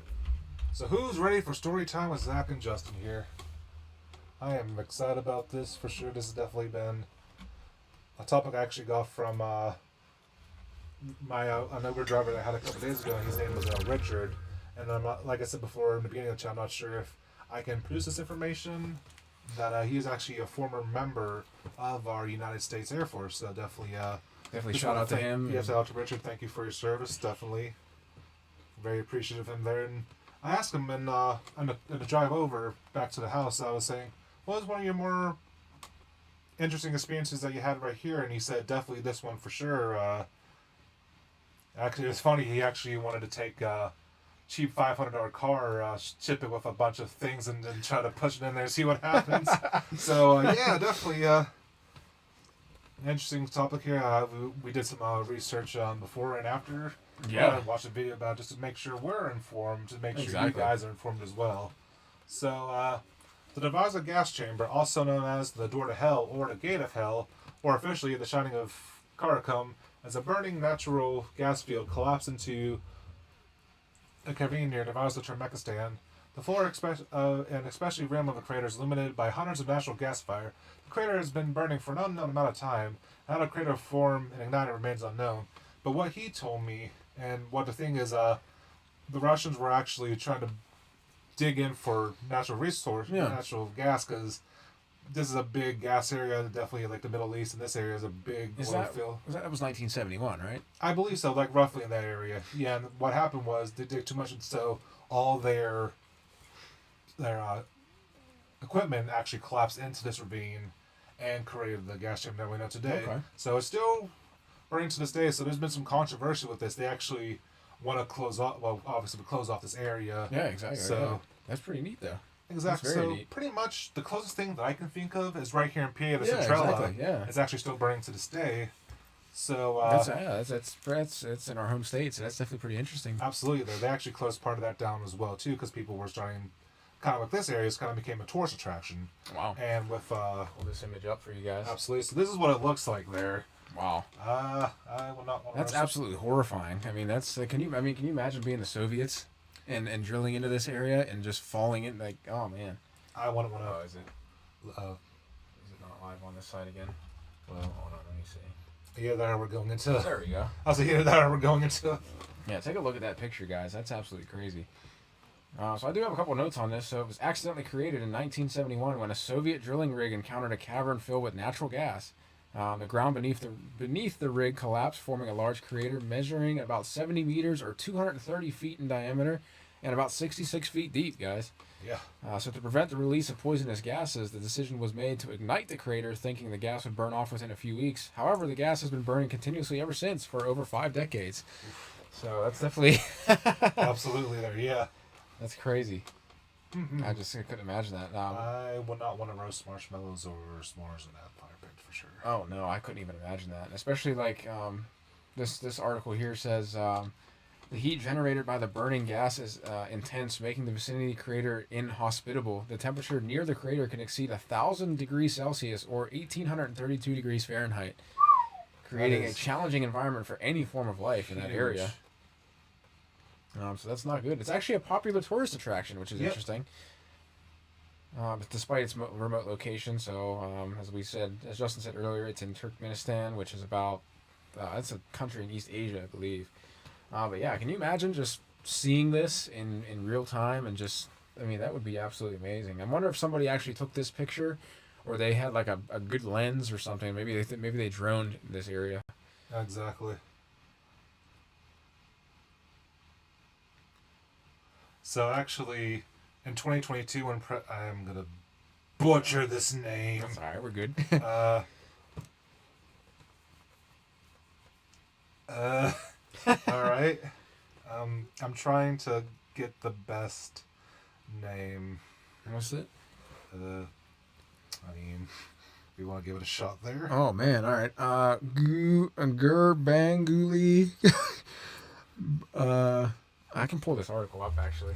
This might be. Bernie Munkamenoff. Thank you, UFC, for helping me out there with names such as Zabit Magdamesh-Repov and Khabib Nurmagomedov to help me provide that information. So that is what's that article from? Looks like inside the so that's let me look at it. So that is inside the gates of hell. That's crap.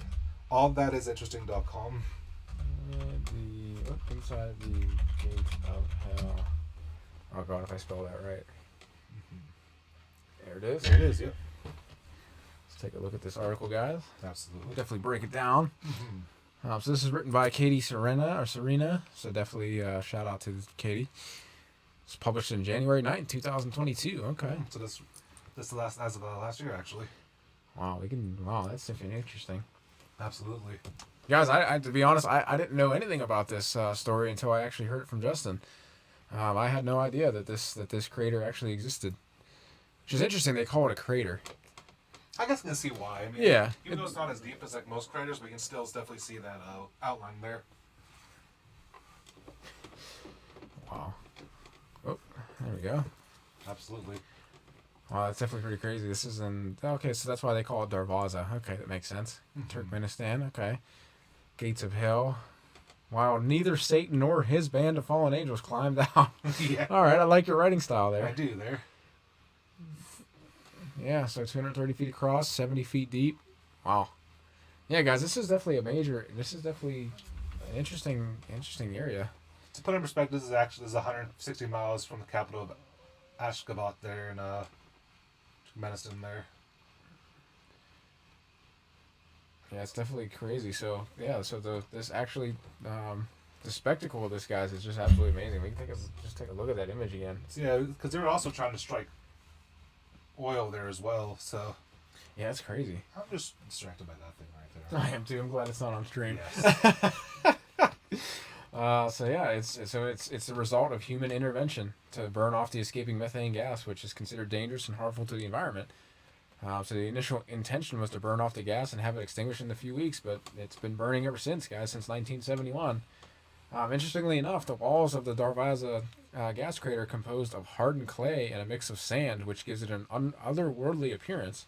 The intense heat and flames emanating from the crater have caused the clay to take on shades of red, orange, yellow, adding to the surreal ambiance of the site, guys. So that's definitely pretty crazy.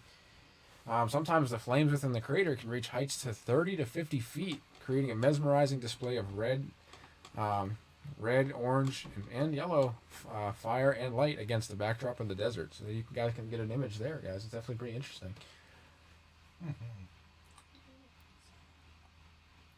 Actually, 500 feet away from the crater, the area is still quite warm. Wow. So that's definitely pretty crazy. The roaring sound of the gas burning can also be heard, adding to the dramatic experience. I can understand why they call it the door to hell or the gates of hell, definitely, for sure. Absolutely. That's definitely pretty interesting. So it was during a televised event in January of 2022 that the president said he has again ordered experts to find a solution to extinguish the fire and the leaders there of Turkmenistan has stated firmly that an international problem wasn't off the table and that foreign consultants were welcome to help in the endeavor. And he said the fiery crater negatively affects both the environment and the health of people living nearby, losing valuable natural resources where we each could significantly profit. So, Wow. Okay. that'd be a big source of income in that area.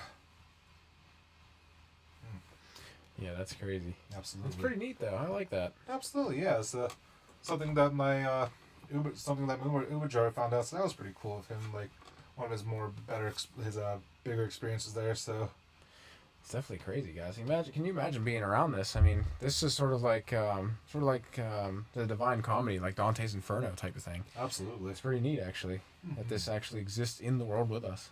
So it's definitely pretty crazy, just to see that for sure. I mean, we could probably Google some images as well. Absolutely. Spell it wrong. Darvaza. Especially starting at night. Oh yeah, I can imagine. The drone footage of this place would be absolutely fantastic. Absolutely. Let's see if we can pull up some images for you guys. Mm-hmm. Definitely want to do that. I don't know why this keeps going back in time for some reason. Yeah, look at that. Wow. Holy crap. Look at this. Look how small the people are next to it. Zoom in on that a little bit, guys. Look at that. So actually, just off camera here, they actually extended that tornado warning. Oh, did they? Mm-hmm. Oh, wow. Okay. Oh wow! Just looking, just from Look a at the scale. size. I mean, that's like an average, that's like a Suzuki truck or a Toyota truck or so? More than likely, yeah. And Which is funny because he wanted to actually rig a bunch of like stuff on that to send it to the. send it. Yes. So what do you guys think? What do you guys think about the Dante's Inferno brings Yeah. me back to high school? Yes, Absolutely. I agree. What do you guys think about the Darvaza gas crater? Like, what's your guys' opinion on this? We'd definitely love to hear from you. Mm-hmm. It's definitely very interesting. Definitely an interesting thing right there. Yeah, Definitely, look- maybe look one of at these the days we size. could talk about Centrella. Definitely, Yeah. Centrella, PA. Definitely something that close to home and We definitely. can pull that up, if you know, Absolutely. later or whatever. Yeah, definitely. I don't want to take too much of your time, Absolutely. So. Having a good time right now. Oh yeah. But that it almost looks like lava running down the sides. Oh, it's just like from the actual like That's crazy. land mass area. So that's limestone, actually. I believe they said on there. Look at that. There's some odd beauty with it all, though. For It sure. is, yeah. It's interesting. It almost looks like two eyes that are closed, staring at you like that. It is, yes. What is this right here? Oh, that's just that might be just the block off area. Oh, okay. Wow, so you can actually get one if you could. I guess you could actually get that close to it. Yeah, that's interesting. I guess supposedly the president at the time in 2019 was actually doing donuts around the thing, so then he kind of took a more serious stance. Is this an actual photo? Wow, dude, you're brave. Wow. You're brave, dude. Shout out to that guy. Oh man, there is an otherworldly beauty to it. I would definitely say, oh, don't want to do that. Let's get out of that. Oof, I don't want to go into articles right now, but yeah, look at that, guys. That's beautiful. I mean, it's scary, but it's beautiful. This is very interesting. Look at this guy. There's no way. Get out of here. This is fake. Maybe it's not. I don't know. I'm extreme weather chief. Get out of here. You ain't in there. Oh, that's cool. That's a neat backdrop of That is pretty cool vehicles there. heading towards this. Almost looks like they're heading to their final resting place kind of thing. Yeah. It actually looks kind of scary. Dang it. Oh, well, okay, that's fine. Kind of reminds me of that pit in Star Wars a little bit. It does. Just like that desert background and with the. Yeah, that's scary. I mean, that's pretty cool. It almost looks like yeah, it does. It almost does look like that. I would not want to be close to that. Yeah, us neither. No. Us either. We would definitely not want to be anywhere near that. Then again, it would be pretty cool to fly a drone over it. It would be pretty neat. I would agree with that. Wow, that's pretty crazy. Just to see some of these images of it, Darvaza. I wonder if this would ever grow. Like, I wonder if it would ever heat the ground so much that it turns the ground into molten lava and it starts shifting and moving and opening further. I wonder. Well, mostly with the Centrella, it was the mine shafts, and then they struck into. I can't remember how to spell Centrella. Centrella? There we go. Okay, Centrella. This thing is actually still burning today. And Is it a it's mine burning- fire? Yes. So Okay. this, Oh, yes, okay. so this is kind of, I would say, our version of It was a prominent town too. There's actually still a lot of controversial to this day of the townspeople and the state of Pennsylvania of whether the people can actually stay in their land, stay in their houses or not. A lot of people were unfortunately driven out of their houses because of this, and they kind of got gypped of it. It was like they kind of stayed out for long enough, and there was like a final offer: you can either go or we're taking all down. And then some people reluctantly took those offers and so. Yeah, it's a crazy. This was actually since 1962, so this is actually longer than. Yeah, so it's still actually going to this day. And so the fire started as a result of a trash burning incident in an abandoned strip mine pit located in a landfill near the Oddfellow Cemetery adjacent to the town of Centralia. The fire accidentally ignited and exposed a coal seam beneath the pit, and the flames quickly spread into the underground coal mines that had been in operation since the mid-19th century. Coal mines beneath Centralia were extensive and had an intricate network of tunnels and chambers. The fire, fueled by the vast coal reserves, began spread rapidly throughout the interconnected passages, releasing toxic gases and emitting smoke through cracks in the ground. Efforts to extinguish the fire or control its spread proved unsuccessful, primarily due to the complexity and extent of the underground mining network. Mm-hmm. Wow, that's interesting. And there's still some towns that are actually currently is going to be taken over too. This has been still an ongoing situation to this day. Yeah, that's insane. Mm-hmm. So various methods have been employed, including pouring massive amounts of water, excavating the burning coal seams, and injecting firefighting foams and chemicals. However, the fire continues to burn underground primarily due to the abundance of coal reserves and the difficulty of accessing and fully extinguishing the fire in the extensive mine network. There's actually a story in 1981. A 12-year-old was crossing a neighbor's yard when an 80-foot sinkhole nearly swallowed him. He was pulled out of safety, luckily, by one of his cousins. Officials attempted to put out the fire a few times over the years. One attempt involved, like you said, this one actually involved dumping wet sand and holes drilled down from the surface to choke off the air supply. They also tried pumping air supply into the tunnels, but wouldn't oxygen just feed the fire, honestly. Wow. It also says, as a result of the ongoing fire and associated risk, the majority of Centralia's residents were relocated, and the town's zip code was even revoked by the United States Postal Service. Today, only a handful of residents remain in the area. Yep. It's kind of sad, though. I mean, a whole town had to be uprooted and moved, just because of a trash fire that ended up, I'm sure they probably didn't realize what was going to happen here. Yeah. Environmental costs associated with such disasters, long-term consequences as well, and they actually brought together a team of experts that actually said that it would take over $1 trillion to stop the fire. Obviously, I'm guessing Pennsylvania's budget doesn't allow for that, obviously. We can't even freaking fix our roads over here. It makes us think we're going to put out a fire that's been burning since 1962. Actually, this is an article from WFMZ, burning coal. Some wondering if underground fire spreading towards home and business in Schuylkill as well, the town of Schuylkill as well. So this is in Butler Township. So the underground mine fire in Centralia has been talked about for decades. Virtually everybody in Central PA borough had to be Central Pennsylvania borough had to be relocated. That's a little bit different, so it's interesting for sure. Yeah, that's neat. I mean, that's very neat actually. Absolutely. So that part this is still having people scared from that area to this day. Marlene says she's heard of that town. Yeah. I wonder what's the distance from here to there? Yeah, I was actually thinking about I would say probably like 3-4 hours roughly. Sorry, guys.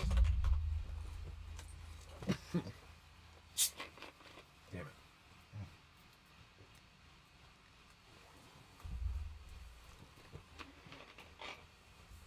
it. Alright, so let's actually pull this up. Absolutely. So there's Pittsburgh, guys. So there's Pittsburgh to Centralia. So yeah, it's with about 3 hours, 52 minutes, or 4 hours, 9 minutes, depending on which way you go. Mm-hmm. Well, maybe one day Pittsburgh will be swallowed by this thing. That'd be insane, but... Yeah, let's go some of the towns right there. Wait, oh, it's weird. Oh, there we go. Why is it not working? Uh-oh. Oh, no. I went way too far.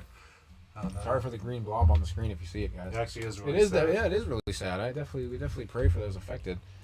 Definitely not good in terms of I mean, that's just insane. Wow, how far did I actually zoom in? Oh, Alright, let me try that one more time. Yeah, it's definitely really sad. Unfortunately, it definitely hits close to home. Unfortunately, because I mean, not just because it is close to home, but I mean, you feel for people that that have been impacted by that. off camera here is actually a new tornado warning in Oklahoma now. Oh, okay. So I'll probably pull that up. So as you're looking at probably close to it, yeah. Yeah, we can definitely pull that up. So All right, let me zoom back out again. absolutely. Nope, let me not tilt the map that Oh, way. yeah. So Centralia is, let's search that again. Is it not gonna? Oh no. Well, let me just type in Centralia. There we go. Or you can just zoom in on there. See, actually, that one church, Is it this one? the Assumption there was actually one of the last buildings to. It's actually some of these churches are still actually open to this day, just because it's high enough on the ground where it actually doesn't get affected. So just looking down at Centralia there, it's definitely a eerie sight for sure. I wonder if let's take a look at the satellite view. There we go. Wow. Oh, here's all the mine pit right there. Yep. There's the entire area of it, guys. They actually had to build a new highway there, and now nature's kind of taken over that. It's almost like an apocalyptic scene, you know? It is. It's like I Am Legend when you see just everything just overgrown and wow, this actually is very expansive. Oh, That I think that used to be the old highway there, and they actually had to build wow. a new one just so it doesn't get affected by that. Yeah, that's crazy. Hmm.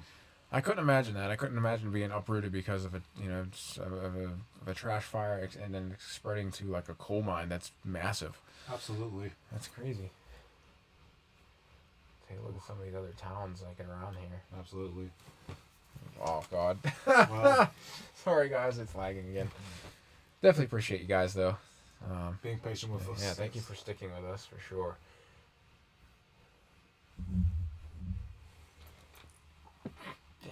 Pleasure. Thank you.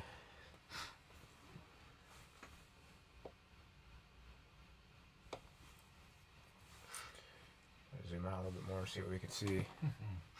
Great. Is the audio still sounding good in your everybody's end, guys? Oh, I zoomed out way too far. Hello.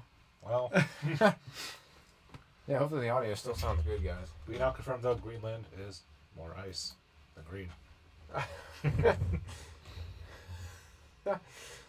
Oh man. What about Iceland? Is Iceland more ice than green? Oh, Is it more ice than land? could be for another topic for another day. That could be a video. Is Iceland more ice than land? Oh, so this is You down be by the judge. Ashland, Mount Carmel. Schmoken. So Wow. it's Ashland, Mount Carmel. Mount Carmel's a pretty big town. It looks like. It does look like it, yeah. Oh, Might do. Yeah, go ahead. I'll zoom in there if I can find. So one more time. Oh my God, that's a massive mine. It is. So that looks like the old. I think that's the new highway they made. I think. Yeah, because 61 goes right through the center. Yeah. So they probably had to move that up to the north. Or this area down here of Ashland. Maybe, yeah. But I can't believe they just did Thunder. thunder. Hear the thunder. The lightning. And cost thunder.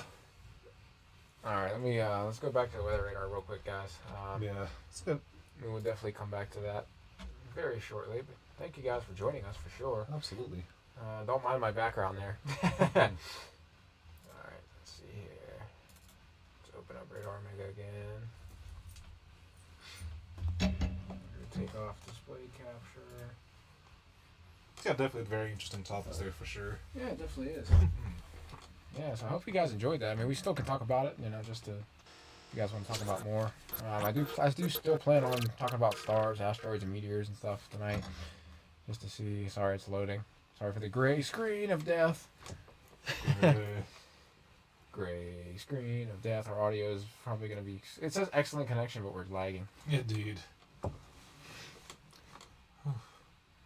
Wow, it's really slow right now. Sorry guys, it's loading.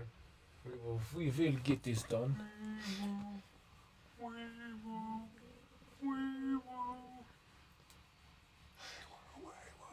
Just SpongeBob, I see him. You guys haven't watched SpongeBob? It's funny. I mean, we sometimes I watched it as a kid a lot. Well, we can first look at that tornado warning that was focus on here. This is that. Let's get out of storm relative velocity here. Ooh. Oof. There's a nice hook in the center of that storm. Definitely right around the hail as well. It's definitely wrapping around up near Celeste. This is how we guys can sort of head towards Kingston. Wow, that's not good. Not good at all. Then we got a new tornado warning there. And, whoa. Wow. That is a nice cell. Absolutely. Is that the one in Oklahoma? Yep. Love County. I think it is. Yeah, it should be. I believe. Let me back out of that. I believe that's Oklahoma. Yeah, because there's the Red River. Gotcha. Denson. Yeah, we're good. Yep. Cool. Yeah, so tornado warning remains in effect until 11 p.m. Central Standard Time for Central Love County. So reducing tornadoes near Leon, moving southeast at 40 miles per hour. Tornado and golf ball size hail. So either way you cut it, it's not good for it. Not at all. Me hoy me noy. She put that in the chat. Thank you for being such a legend.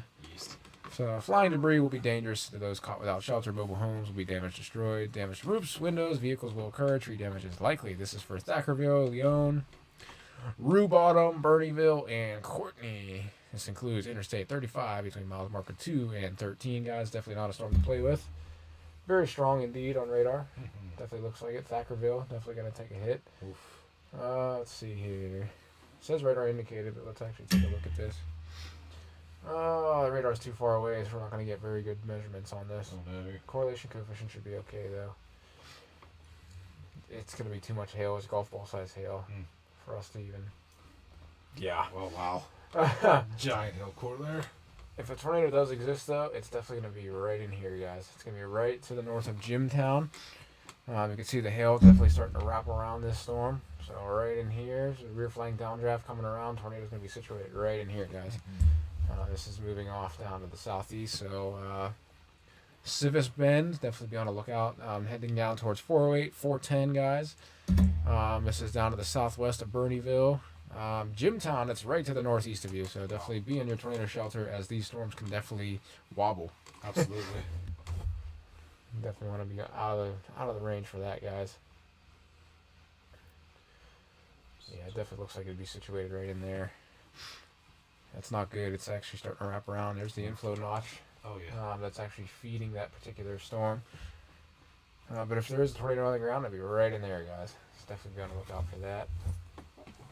Let me get some towns in the way, and then I definitely want to go back to our area for a little bit. So right in here, let's take this to the south. So moving at 40.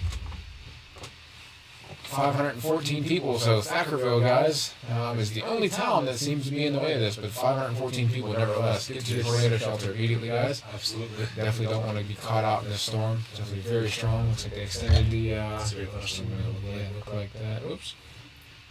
I'm going to go run to the bathroom. Yeah, thank you, guys. Definitely appreciate you guys being here for sure. It's definitely pretty awesome. I'm curious real quick just to see what's going on in our neck of the woods, guys. Let me come over here and see. Thank you. Appreciate it. You've been all through all the lagginess. We're going to get that fixed as soon as possible, guys. I might try to downgrade the stream down to 720 pixels just to see if that helps. It might. I mean, my laptop is suited for that. My microphone came back on again. There you go. Sorry, there was probably an echo there, guys. Didn't mean for that to happen. But yeah, it's definitely pretty interesting. And thank you guys for subscribing to my uncle's channel. I believe he's only about 50 or so subscribers, or maybe less than that, away from 1,000. So we definitely appreciate that, guys. It's definitely been one wild ride. We're closing in on a little over 2,150 subscribers here on the World Weather Authority channel. So we definitely appreciate that, guys. If you haven't done so and you are a new viewer, definitely please hit that subscribe button. If you are enjoying the content, it's free to do. Definitely hit that like button as well. And comment down on this video as well, and even afterwards. It definitely helps get the video into YouTube's algorithm. Helps spread this information far and wide, folks. Yeah, we definitely appreciate it. And if you guys want to donate to the channel, obviously it's not required, but if you would like to, it would definitely help us out to try to get some new tech here in the office. We've been saving up for a long time. It's just, everything, obviously, everybody's been impacted by this inflation. It's terrible. But yeah, we definitely appreciate you guys. Even just sharing this information is perfect for us, guys. Let me see here. Let's go to our neck of the woods real quick. Let's go to Pittsburgh. Let's see what we got going on here. Try to zoom in a little bit. I might have to close some of these windows out. Let me see. Anything? I'm not sure what's actually slowing down the stream. It's very weird. Normally I can have a stream that's pretty good. I'm not sure why it's slowing down. Maybe Radar Omega is taking up too much space there. Very odd. I'm only at about 42% CPU percentage. So I mean, I still have over 50%. So I'm not sure why it's lagging like that. But yeah, take a look at this, guys. Cadiz just got rocked by this actual storm here. Severe thunderstorm warning remains in effect until 11:45 p.m. So this is just about to expire, guys. Let's see if this actually gets extended. 60-mile-per-hour winds, quarter-size hail. Cadiz, Adana, Dillonville, Mount Pleasant, New Athens, Harrisville, and Newell. Definitely be on the lookout for this particular cell. Still looks like it's one strong there. 4 minutes for the severe thunderstorm warning expiration. So let's see if it's gonna. Still a little bit of blue in the radar. Yeah, it's definitely very, very massive echo tops there for sure. We can take a look at this hail core. Ooh, right over Cadiz, down to the south as well. Is that a new warning, or is that the same warning that he had? Same warning, yeah. I gotcha. Science Hill, Georgetown, Ramsey, Dillonville, Mount Pleasant, Tiltonville, Yorkville, guys, get into your shelter immediately. This is not tornado warned yet, but Science Hill, nice. but this is warned for hail and strong straight line winds, guys. Not sure where that thunder came from. I don't know if that's that low, so that's how they're coming to Robinson now. It might be, or maybe up to the north there, but that would be. It's pretty interesting for sure. I do believe this is going to get extended though, because we can take a look at this meso. Well, maybe not, but it is a very weak meso up by Cadiz. Unless there's an energy transfer, but it does look like it's moving into an unfavorable environment, guys. So this might be. So I guess it might expect to expire in 3 minutes. What was that called? Oh yeah. Yeah, 3 minutes. We can actually take a look at real-time data real quick too. Nice. From the Storm Prediction Center, just to see what we got. I don't know if I should put this on screen or not. It might be a little laggy if I do.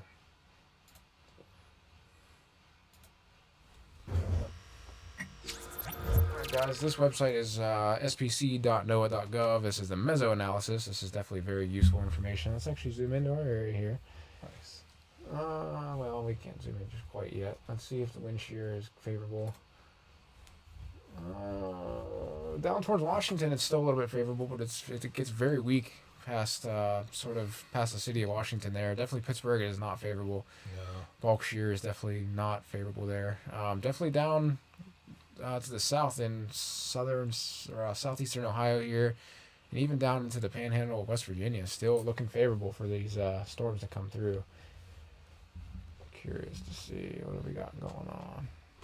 I don't know what the Pittsburgh National Weather Service Facebook page is to say.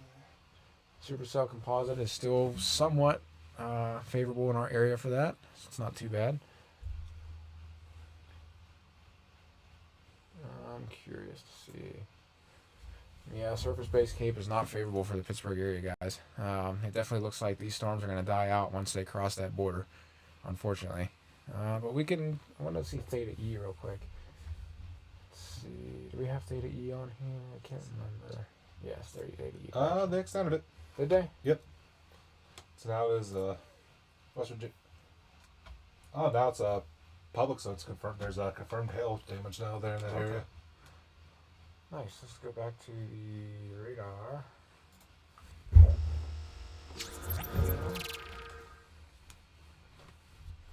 Oh, yes, they did.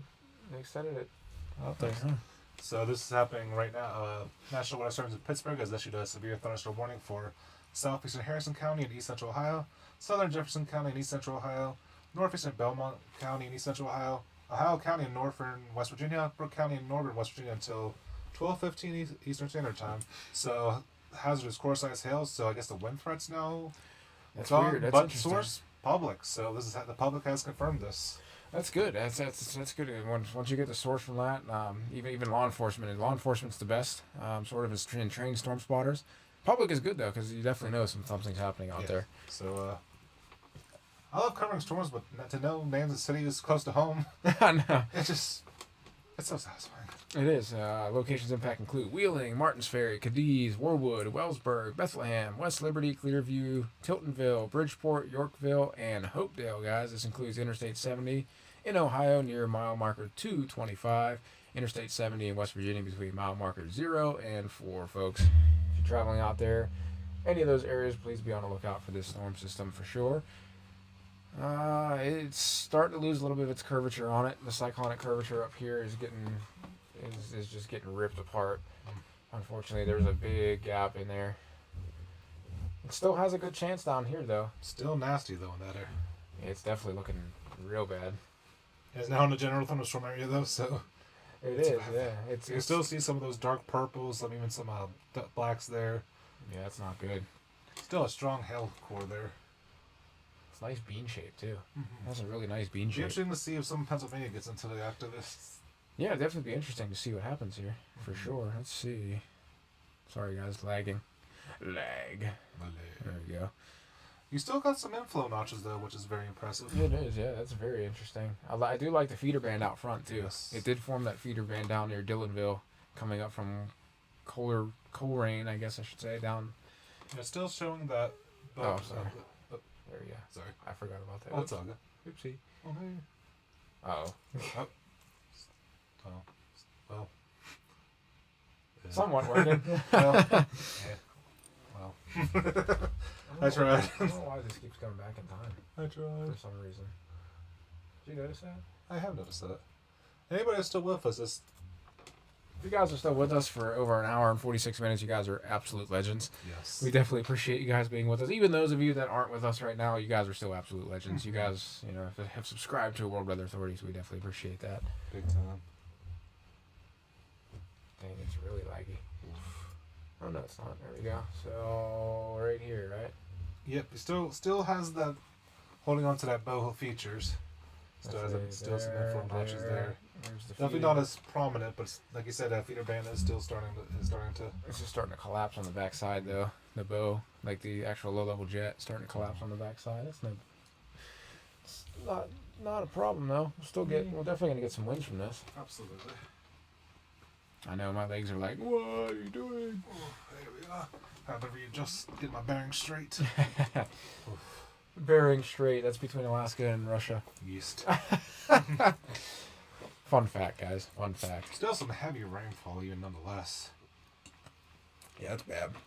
I'm curious, actually. Storm total preset. Some of these. Ooh. So about an inch an hour, so that's still nothing to go home about. That's pretty good, yeah. An inch an hour down near Cadiz.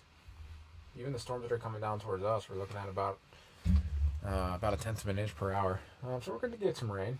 Absolutely. If you guys haven't closed your windows in your vehicles yet, definitely make sure you guys go out there before this happens. This is coming into the Pittsburgh area, down to the south as well. This is coming into Steubenville, Weirton, Canonsburg, Washington, Cokeburg. Shout out to everybody that lives in these areas. Definitely, please be safe out there for sure. Yeah, but it's definitely interesting. Ooh, absolutely. It's looking strong. It's getting that shape again. It is. Looks like it's... Especially the southern periphery of that near St. Clairsville. Mm-hmm. Looks like some of those blues might be trying to show back up there to the... Yeah, it definitely looks like it. That's not good. Yeah, Smithville definitely about to be under the gun there, crossing 152 there. Just moving at 31. I gotta zoom out so far. There we go. 31 miles per hour.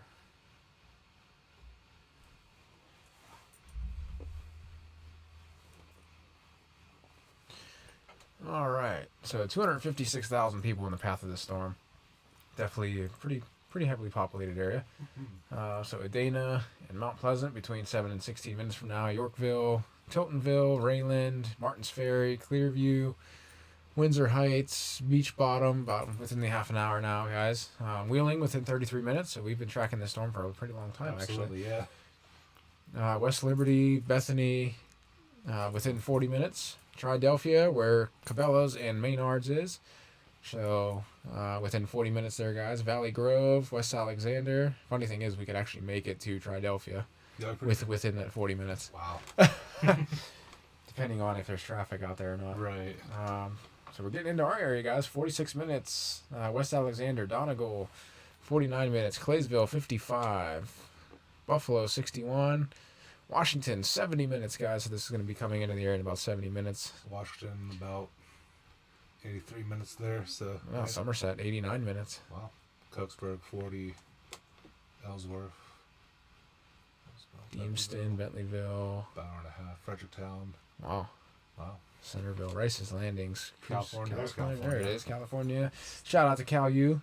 Definitely enjoyed my years there. It was definitely pretty fun. Definitely learned a lot. 106 minutes. The only thing I wish I would have done more is take more public speaking classes. I wish I would have done that more. But I think I'm okay. It's not too bad. It's starting to split. That shelf out in front is starting to split. Feeder band is weakening. Inflow notch is still pretty good. Not bad though. If you guys are still here, type a 1 in the chat. I want to see who's still here, guys. Absolutely. Definitely curious to see who's still here in the chat. You guys are absolute legends. Been with us since the 1 second mark. Definitely a big shout out to you guys. Stream health, curious. Dang it. Oh no. It's not a touch screen. No. Stream is healthy. Stream is health. Stream health is good. Stream health is wise. Yeah, it's definitely interesting, guys. We definitely appreciate you guys joining us for this. Absolutely. All right. So we'll keep a watchful eye on this. Absolutely. I kind of want to talk about something that I want to talk about for a little bit. Let's see here. I'll put this up. Hopefully it doesn't lag like freaking crazy.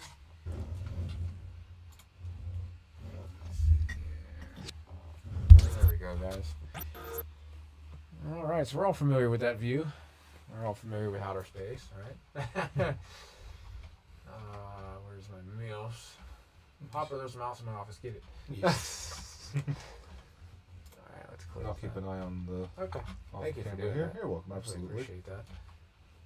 Alright, let's wait for this to catch up a little bit. Sorry for the lag, guys. That was very laggy, actually.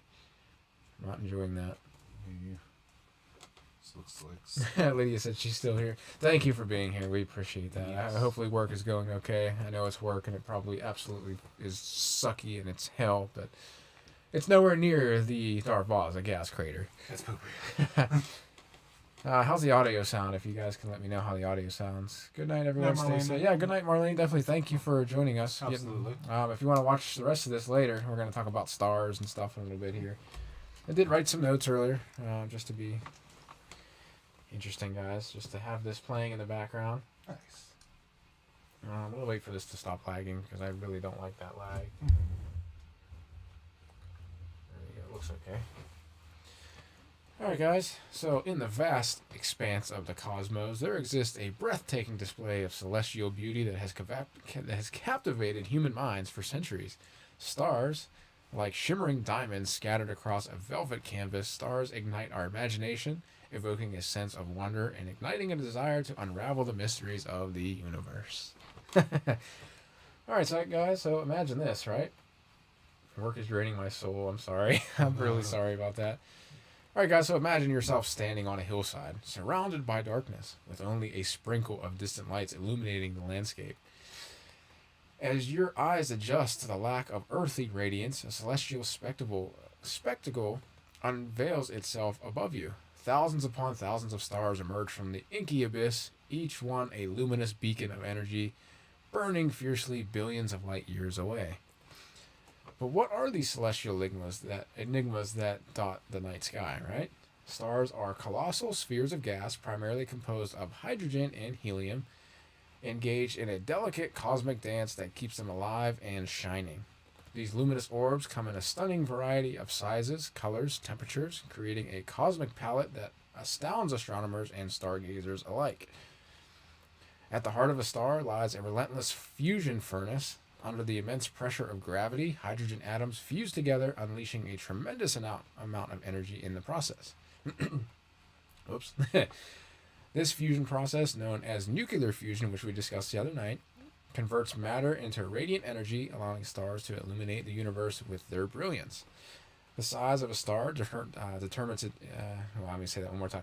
The size of a star determines its fate and the spectacle it presents to us. Massive stars, many times larger than our own sun, shine with an intense radiance. Their tremendous gravitational forces shape their destinies, fueling their voracious appetites for hydrogen. These colossal entities burn their fuel at an astonishing rate, leading to a short but glorious existence. In the twilight of their lives, massive stars blaze with extraordinary luminosity, their cores collapsing under their immense weight. In an awe-inspiring display of cosmic fireworks, they unleash supernova, cataclysmic explosions that can briefly outshine entire galaxies. These titanic events disperse elements forged within their cores, enriching the cosmos with the building blocks of life. On the other end of the stellar spectrum, small stars twinkle with a gentle radiance. Dimmer and cooler than their massive counterparts, these dwarf stars, like our sun, lead relatively peaceful lives. They endure for billions of years, steadily fusing hydrogen into helium, sustaining their luminosity over eons of time. Within the realms of these stellar giants, fascinating phenomena emerge. Nebulas, vast clouds of gas and dust, become cosmic nurseries, cradling newborn stars in their ethereal embrace. These stellar nurseries sculpt breathtaking celestial sculptures like the pillars of creation in the Eagle Nebula, giving birth to the next generation of stars and planets. Stars also possess unique personalities as indicated by their colors. Younger, hotter stars burn with a bluish hue, radiating scorching temperatures. As stars age, their internal fusion slows. Their colors transition to white, yellow, and eventually reddish-orange. Red dwarf stars, the most common type in the cosmos, exhibit a serene red glow radiating a sense of tranquility. But perhaps the most mesmerizing aspects of stars lie in their ability to connect us to the distant past. When we gaze at the night sky, we witness the light emitted by stars thousands, millions, or even billions of years ago, guys. So in a sense, we become time travelers, glimpsing into ancient epochs and embracing the magnificence of cosmic history. Stars, with their awe-inspiring beauty and cosmic significance, remind us of our humble place in the universe. They inspire us to reach for the heavens, to seek knowledge and understanding, and to unravel the secrets that lie with the celestial tapestry. So the next time you find yourself gazing up at the stars, remember that you are beholding the legacy of billions of years, a testament to the grandeur and vastness of the cosmos. Each twinkling star holds a story, a chapter in the chronicle of the universe. As you marvel at their splendor, consider the countless civilizations, ancient and modern, who have looked upon the same constellations, finding solace, guidance, and inspiration in their celestial patterns. The stars have guided explorers across uncharted seas, guided travelers through deserts and forests, and served as celestial markers for countless navigators. Throughout human history, stars have been woven into the fabric of culture, mythology, and scientific inquiry. From the ancient Greeks, who named the constellations after their gods and heroes, to the navigational aids for early seafarers, and the foundations of astrophysics in modern times, stars have played an incredible role in shaping our understanding of the universe and our place within it. In our pursuit of knowledge, we have unraveled many of the mysteries surrounding stars. We have classified them into different types based on their spectral characteristics, measuring their distances using sophisticated instruments, and even explored their internal structures through astroseismology. Yet there is still much to learn, to explore, and to marvel at. As technology advances, new frontiers in stellar exploration open before us. Space telescopes, like the Hubble and the James Webb Telescope, allow us to peer deeper into the cosmos, revealing galaxies, nebula, and the birth of stars themselves. Through these extraordinary tools, we are unraveling the secrets of star formation, witnessing the birth of planetary systems, and expanding our understanding of the cosmic web in which stars are but a single thread. Stars, with their alluring radiance, beckon us to delve into the realms of imagination and scientific discovery. They challenge us to ask profound questions about our origins and our place in the universe. They remind us that we are connected to the cosmos in ways we are only beginning to comprehend. So let your gaze linger a little longer on that captivating celestial tapestry. Allow the stars to ignite your curiosity and fuel your dreams. For in the silent depths of the night sky, stars reveal not only the vastness of space, but also the boundless potential of human exploration and understanding. As we continue our quest to decipher the secrets of the stars, let us cherish their beauty, their wisdom, and their sense of awe they inspire us with. For the stars, those luminous beacons in the darkness, have the power to illuminate not only the heavens above, but also the depths of our souls. Nice. So just to give you guys a little idea about stars, it's definitely interesting. Hope you guys like that little segment there. That took me so long to write that, but it was absolutely fantastic. I love writing. That's one of my passions in life, is to actually write things. But it's definitely interesting. So we captivates it and puts it in a picture, paints a picture of I have wished upon a star, actually. Have you? Have you wished upon a star? I sure have. It's definitely interesting. It's There's an old saying, I think if I can remember it. Starlight, star bright, first star I see tonight. Oh, I wish that I might have this wish I wish tonight. Remember that. I do remember that. That's interesting. Let me pull up some stars. I mean, I guess I can leave this image on, but I mean, I don't know. It's probably better to show people things. So like I talked about, so those 2 tornado warnings were allowed to expire. they expire. Yeah. Nice. So those 2 tornado warnings have expired. That's good news. I wonder what's going on with the storm around us. It's probably still ongoing, I'm sure. Yeah, it says another 13 minutes to go for it. Okay. Wonder if they're going to extend that. I'm interested to see and find out if it does or not. I might be able to pull this up. Let me see what I can do here. Star class. Nope.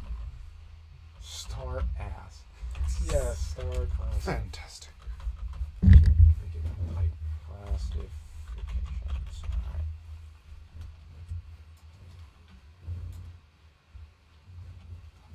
Alright, hopefully this doesn't start to lag.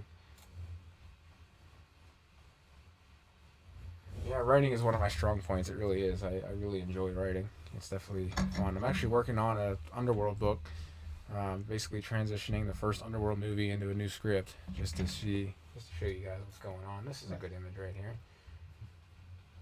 Well, actually, this one's better. I can use this one. That's fine. It's perfectly fine. Let me get this off screen here. And let's go into what's going on here. All right. So, like we talked about, stars exhibit they're remarkably diverse in their properties and behaviors. So, to make sense of this variety of stars, astronomers have devised a classification system based on various characteristics, including temperature, size, and spectral features. So, this classification helps astrophysicists understand the different stages of stellar evolution and their underlying physics governing these captivating entities. So, it's definitely pretty interesting. So one of the primary factors used in classifying stars is their temperature, which plays a crucial role in determining their color and overall behavior. The spectral classification system, or better known as the Morgan-Keenan system, or MK system, categorizes stars into 7 main types. So we have O, B, A, F, G, and K, right? And there's also M. This sequence often represented by this is what my astrophysics professor said. She said, "Oh, be a fine girl or guy, kiss me." That was the thing that she said. It was pretty neat. So it ranges stars into order of decreasing temperature, right? So the hottest and most massive stars fall into the O classification. These blazing giants burn at temperatures exceeding 30,000 Kelvin, which is way high, guys. It's absolutely massive, and emit predominantly ultraviolet light. O stars are incredibly luminous, often found in massive star clusters, and possess strong stellar winds as well, which is interesting. It's way more powerful than our sun, as you can imagine. So following O stars are the B-class stars. This is also characterized by their high temperature, between 10,000 and 30,000 Kelvin. Very high temperature. Not good. We wouldn't want to be in a solar system with a O-type or B-type star at all. These stars emit a bluish-white light and are slightly less massive than their O-class counterparts. B stars often exhibit rapid rotation and can form beautiful blue and white supergiants. Definitely interesting. So next in line are the A-class stars with temperatures ranging from 7,500 to 10,000 Kelvin. These stars emit a white light and possess distinct hydrogen spectral lines. A stars are typically larger and brighter than the sun and can display significant variations in luminosity due to pulsations. So those would be called pulsars. Definitely interesting. So slightly cooler than A stars are the F-class stars with temperatures between 6,000 and 7,500 Kelvin. F stars emit a yellowish white light and are known for their spectral lines of ionized calcium. Some notable F stars include Procyon and Canopus. So that's definitely pretty interesting. We'll pull up some images of those in a little bit. G-class stars, which is actually what our sun is, are the next in the sequence. These stars have temperatures ranging from 5,000 to 6,000 Kelvin, emitting a yellow light, or even a greenish light. Closest galaxy that has it. Oh yeah, I'll look that up. Thank you, Natalie, for joining. Appreciate that. I'll definitely look at that in a minute. So G stars, like our sun, are stable and long-living stars, providing a favorable environment for the development of planetary systems. They form the majority of stars in the Milky Way galaxy. Then we have K-class stars, which are colder, a little bit colder than G-class stars. They have temperatures between 3,500 and 5,000 Kelvin. These stars emit an orange light and are known for their prominent spectral lines of neutral metals. K stars, such as Epsilon Orandi, are often orbited by exoplanets and are subjects of interest in the search for habitable worlds by NASA nowadays, which is interesting. Lastly, we have M-class stars, often referred to as red dwarfs, are the coldest, I should say, and most common type of star in the galaxy. With temperatures below 3,500 Kelvin, they emit a deep red light.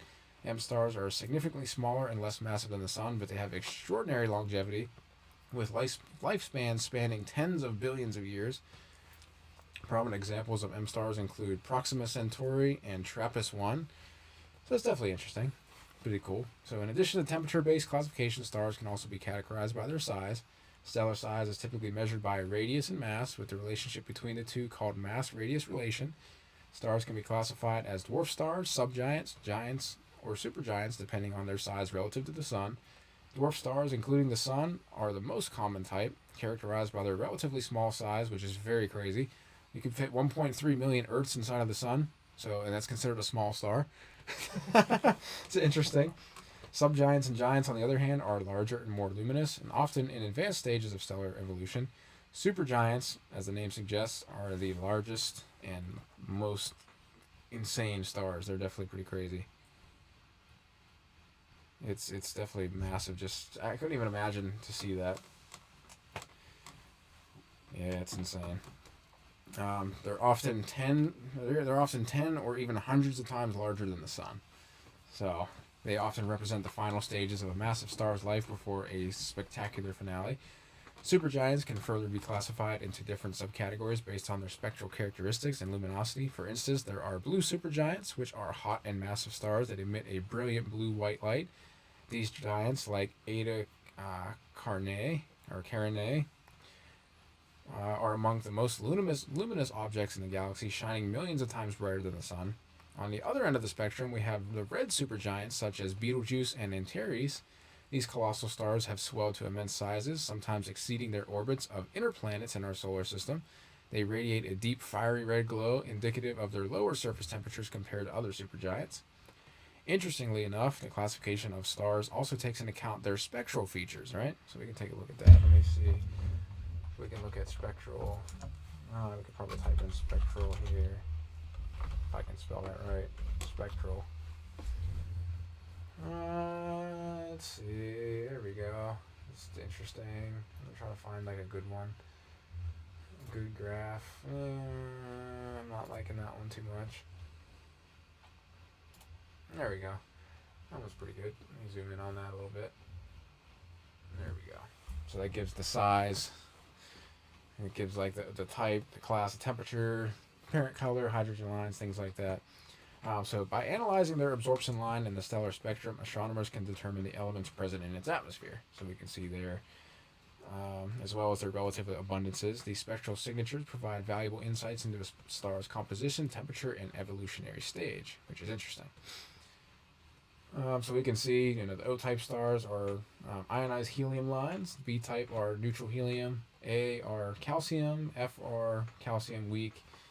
G stars are the medium calcium. K stars are strong calcium. And M are titanium oxides. It's definitely pretty cool. Thank you, Steve Wolf. Definitely appreciate you joining us. Definitely thank you as well for the subscription to our channel. Absolutely. Hope you're enjoying the content. We're trying to branch out a little bit from weather. Trying to talk about other stuff. If you missed it, we did talk about the Darvaza gas crater earlier, as well as the Centralia event that happened in Pennsylvania. So if you want to go back and if you're interested in those events, or you can just Google them and just see. It was the first time I actually heard about the Darvaza event. Is there a way we can put timestamps into these? Yeah, I could probably go back and do that. Nice. I should be able to do that. And then stars are often classified using their Harvard spectral classification system, which employs a series of spectral lines to categorize stars from the hottest spectral type O to the coolest spectral type M. Within each spectral type, stars are further designated with a numerical value ranging from 0 to 9, 0 representing the hottest and 9 representing the coolest, right? So, for example, star classified as A2 would be slightly hotter than a star labeled as A3, while an M5 star would be cooler than an M4 star. It's definitely very interesting. Yeah, you're definitely very welcome, Steve, and thank you, Natalie. Definitely appreciate that. I definitely like branching out, and definitely very many topics. Furthermore, stars can exhibit additional spectral features such as their emission lines or peculiarities in their spectra, which are denoted by additional symbols or labels. These peculiarities can be caused by factors like rapid rotation, strong magnetic fields, or the presence of certain elements or compounds in their star's atmosphere. So it's definitely pretty interesting. So by studying all of these classifications, astronomers, astrophysics, or even just the common guy, common man, common woman, can uncover patterns and correlations. It's definitely pretty crazy. Can uncover patterns and correlations between different types of stars, helping to unravel the complex processes that govern their formation, evolution, and ultimate fate. These classifications enable us to comprehend the diversity and richness of stellar population, offering us glimpses into the vast cosmic symphony that is our universe. Which that's definitely a nice concept too. Our universe is an interesting concept. Are we the only universe out there? Who knows? It's an interesting topic for astrophysicists. Hello, Hopper. Ready for ASMR, guys, with Hopper? Yes. We have reached that point of this. But just remember, guys, so as you gaze upon the night sky and appreciate the stars' beauty, remember that behind their shimmering splendor lies a tapestry of scientific knowledge and profound understanding of the intricate workings of the cosmos. If you're in an area right now that's not cloudy, that's not getting... Thank you for that. I appreciate that. But if you guys are in an area that's not being impacted by thunderstorms or rain showers or cloudy events tonight, definitely step outside for a minute. Just take a look up, at the stars. What do you guys see? It's not really about. There's no right or wrong answer there. It's just about what you see. What kind of dreams and aspirations and goals does the night sky when looking up at it? Does it sort of fuel you with? It's definitely interesting. It doesn't have to be sciencey. It doesn't have to be it could be art. It could be anything like that. For me, when I look up at the night sky, it's interesting. I mean, you just see the it's sort of a work of art, and it's scientific with me. Just studying astrophysics for a couple years, and it was absolutely fantastic.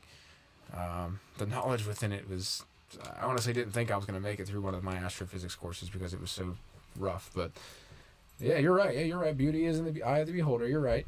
Definitely right. Please do not step on the keyboard, Hopper, because you press buttons. I'm not entirely sure which button you're going to press, because you would probably press thousands of buttons at the same time because you're a cat. But yeah, you're awesome. Thank you for joining the live also, Hopper. Yes. But yeah, it's definitely interesting. I mean, we can see some of these stars. If I could run my stellar program in this, that would be fantastic. Looks like we're getting some thunder outside of the window. Yeah, we definitely are. I might be able to. Let me see here. I forget what website that was that I put the camera on through the phone. Might be able to get some nice images from the actual. It's crazy. Sorry guys, I'm pausing. Yeah, I'm answering some messages from everybody. There's a lot of lightning out there now, he said. Oh, wow. You know, I wonder, what website was that? Let me see. Can I actually get this in here, I wonder? I'm very curious to see. Aliens, I have aliens. Aliens. The aliens would like to work with you. What website was that? Hang on, guys. Let me try to find this website that I can transition the camera over. There's a way to do it. Is it Droid? Is it Droid Cam? I don't know if it's Droid Cam or not. Let me see if I can add this in here.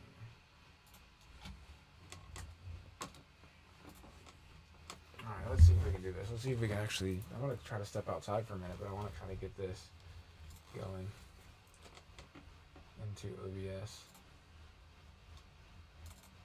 Might be able to get this to work. We shall see. Alright, let me turn display capture off, guys. Going out there. Let's put this one back on. See if I can get this to work.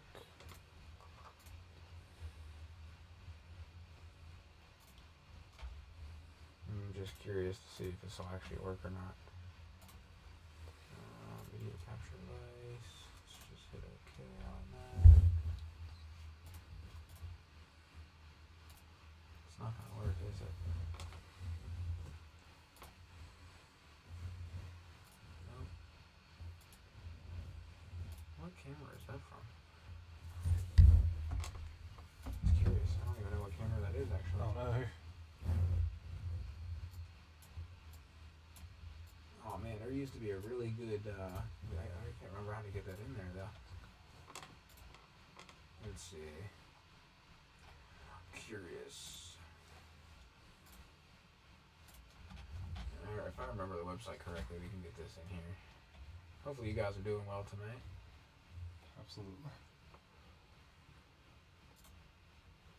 Maybe not, maybe. Let's see. It wasn't lagging a lot. I probably should have did this before stream. That's okay. Thank you guys for still being here. Appreciate Absolutely, it. it's pretty cool. Let's see.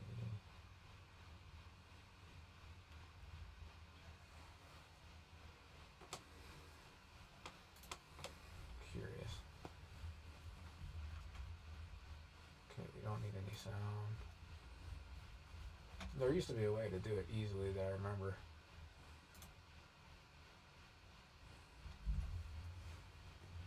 See if this is actually working now. Sorry for the lag, guys. So how are you guys tonight? Definitely hope you guys are doing well. Oh, there we go. Well, yeah, I want to see if this is gonna. I want to see if this video is gonna provide any insight. You know what? I got a better idea. Let's get rid of that because it's gonna lag if not. Let me go on my phone real quick. Sorry, guys. Let me see what's going on here. so that's a real thunderstorm warning in West Virginia was allowed. In the high West Virginia was allowed to expire. Okay. So it's no longer a severe warning then. Nope. Dang it! I knew that was gonna happen.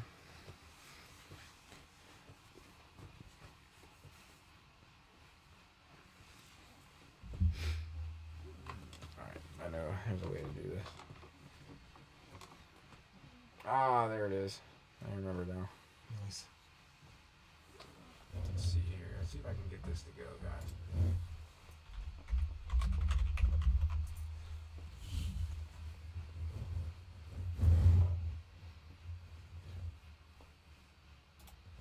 Alright, let's see if we can get this going.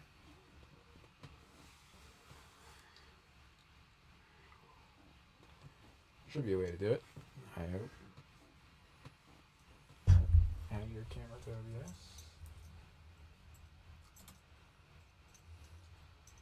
Waiting for camera load. User source.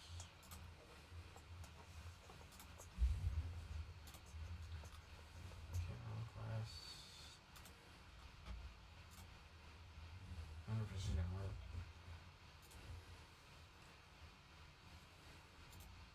Alright, let me see. There we Sorry, guys. Thank you for bearing with us. I'm just curious to see if I can do it.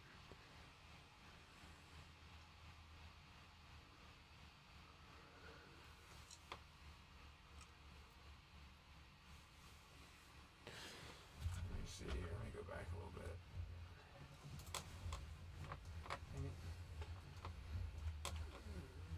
Partially overcast and mid-Hoosier Nice. I'm living the dream. What about you guys? Alright, let me see here.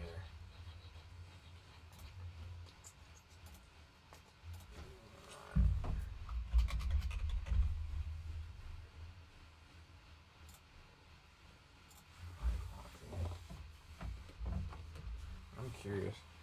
Alright, guys, let me turn this mic off for a second. I just want to see.